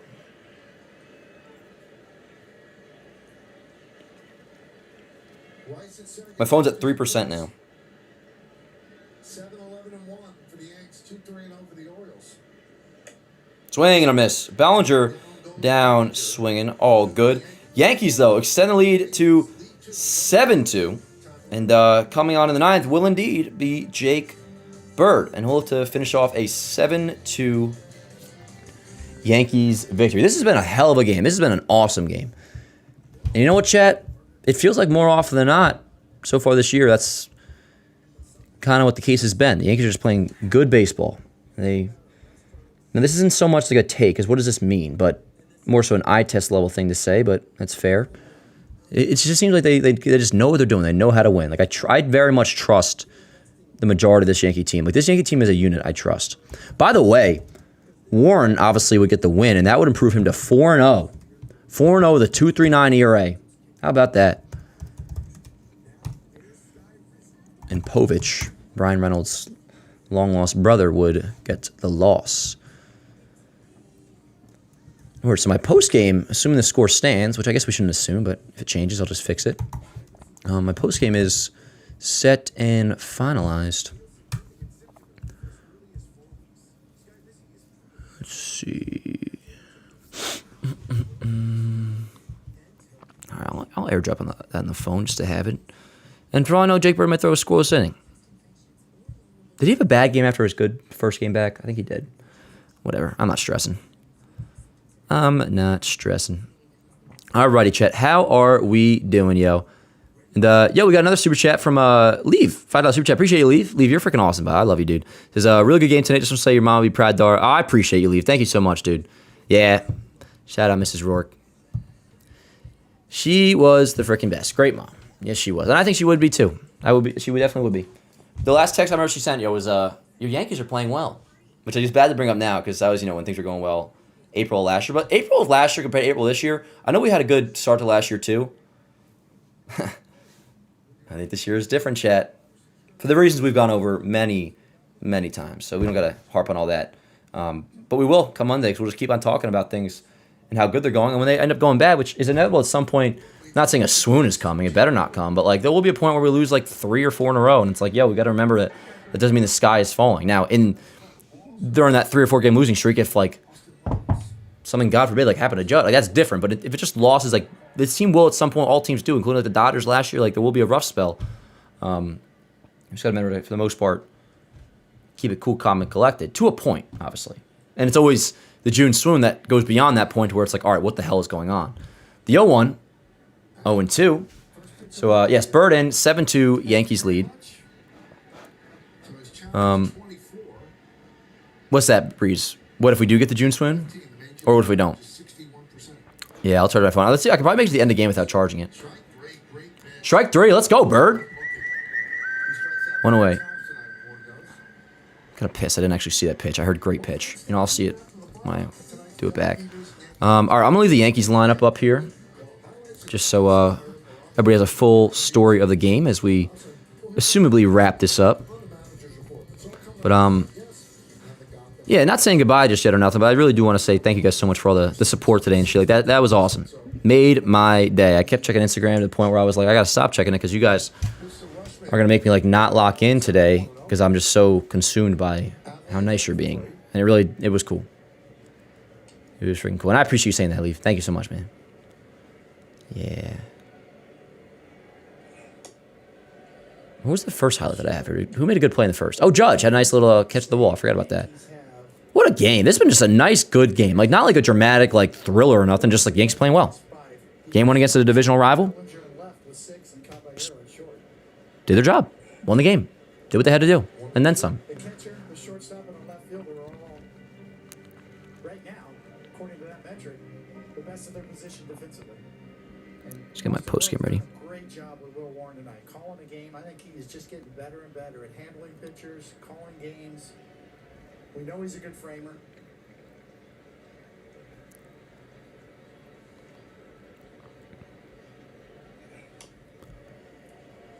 I want to make my caption Yanks keep on winning, but that just feels I'll admit, for somebody who doesn't I get pissed at the idea of jinxes. I do buy into them myself. Don't think every team is a swoon when you just only notice ours. Well, that's kind of what I'm saying, Joe. So, what depends what you mean by swoon. The swoons that we've endured, that's what that shouldn't happen. Now, if you're talking about, this is kind of what I'm saying, a 3 or 4 game losing streak, there might be a time where we go 2-7 during a certain stretch, which would suck. It's not ideal, but I'm curious. The Dodgers, I know last year, there were times they were really not looking good, and I think they had a 2-7. They only won 93 games last year, so absolutely, if you're just talking a 1 week of bad baseball, that will happen. Guaranteed, that will happen. Or where the offense goes cold or something, or maybe Cam has a couple bad starts in a row. That's one thing that will happen. That is baseball. I think that's different than the swoon, though, is kind of what I'm saying. How long before I think Stanton is ready to come back? He's planning on apparently hitting this weekend. So, I mean, I would say, could Stanton be back by the 15th of May? I would say it's very likely he could be, if not well before then. Maybe even him by the road trip. I don't know. Remember, his DL or his IL is retroactive. But I don't think it'll be that quick. Anyways, I appreciate it. I love you guys. Thank you, John. You guys are the best. Anyways, we got a 1-1 count with 2 outs here. I'm going to have my post game ready to go. I'm just going to, I'm going to write Yanks keep on winning. That's what I'm going to do. Like it was headed to Alonso and then just missed the inside corner.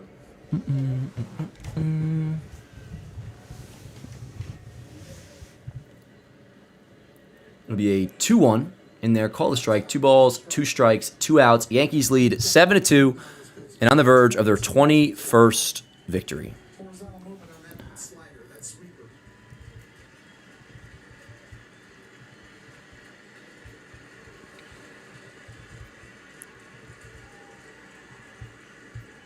Remember, 4 games set.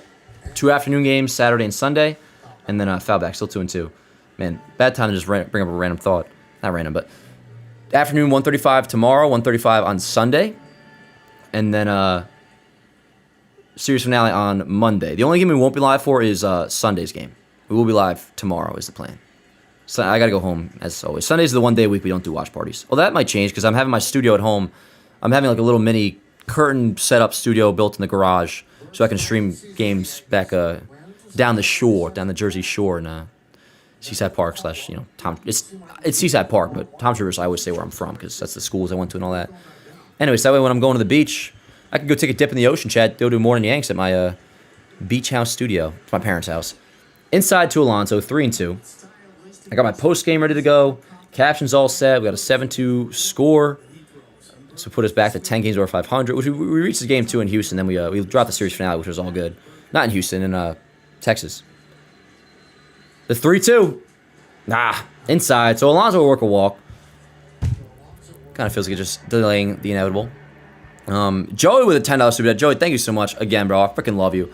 Says, I'm headed to Miami for the F1 race, so I may or may not be in tune this weekend, but I love you, chat. We're in for another playoff run. Go Yanks, and congrats again, Dart. Joey, thank you so much, dude. I appreciate you. The chat, you're always, bro, even just all of the support you give me financially, side, that's not even nothing to do with it. Although I really appreciate it for real. I'm not ignoring that. But, like, you're that good-ass energy, Joey. We appreciate you being here, man. And enjoy the F1. That's awesome.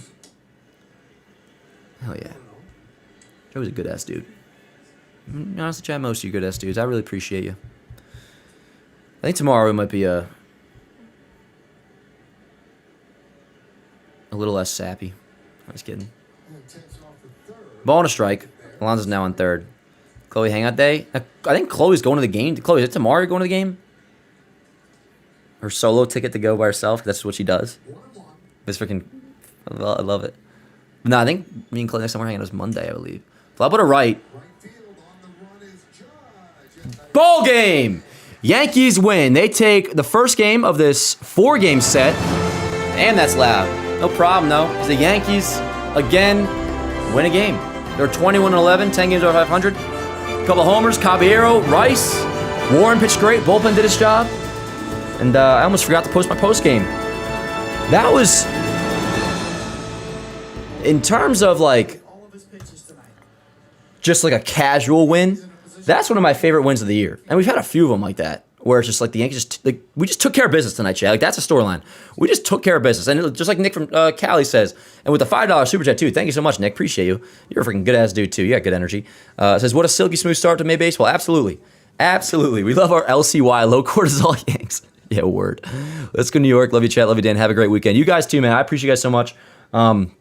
Yeah, we'll be live tomorrow. It's a 1:35 first pitch. Weathers is tomorrow. And then Sunday, we won't be. We'll have game coverage and all that. But and then, yeah, Monday night we'll be live as well. But appreciate you guys so much. This was a blast. Thanks for all the support today. And just in general, like, you guys really are, like, we're freaking homies here. And it's not taken for granted. So 7-2 is your final. Yankees win, 21-11 on the season now. And the Orioles fall to 15-17. Thank you guys so much for being here. I'm going to head out. And, yeah. Great day. Great night. Thanks again, guys. In the meantime, till tomorrow, let's go Yanks.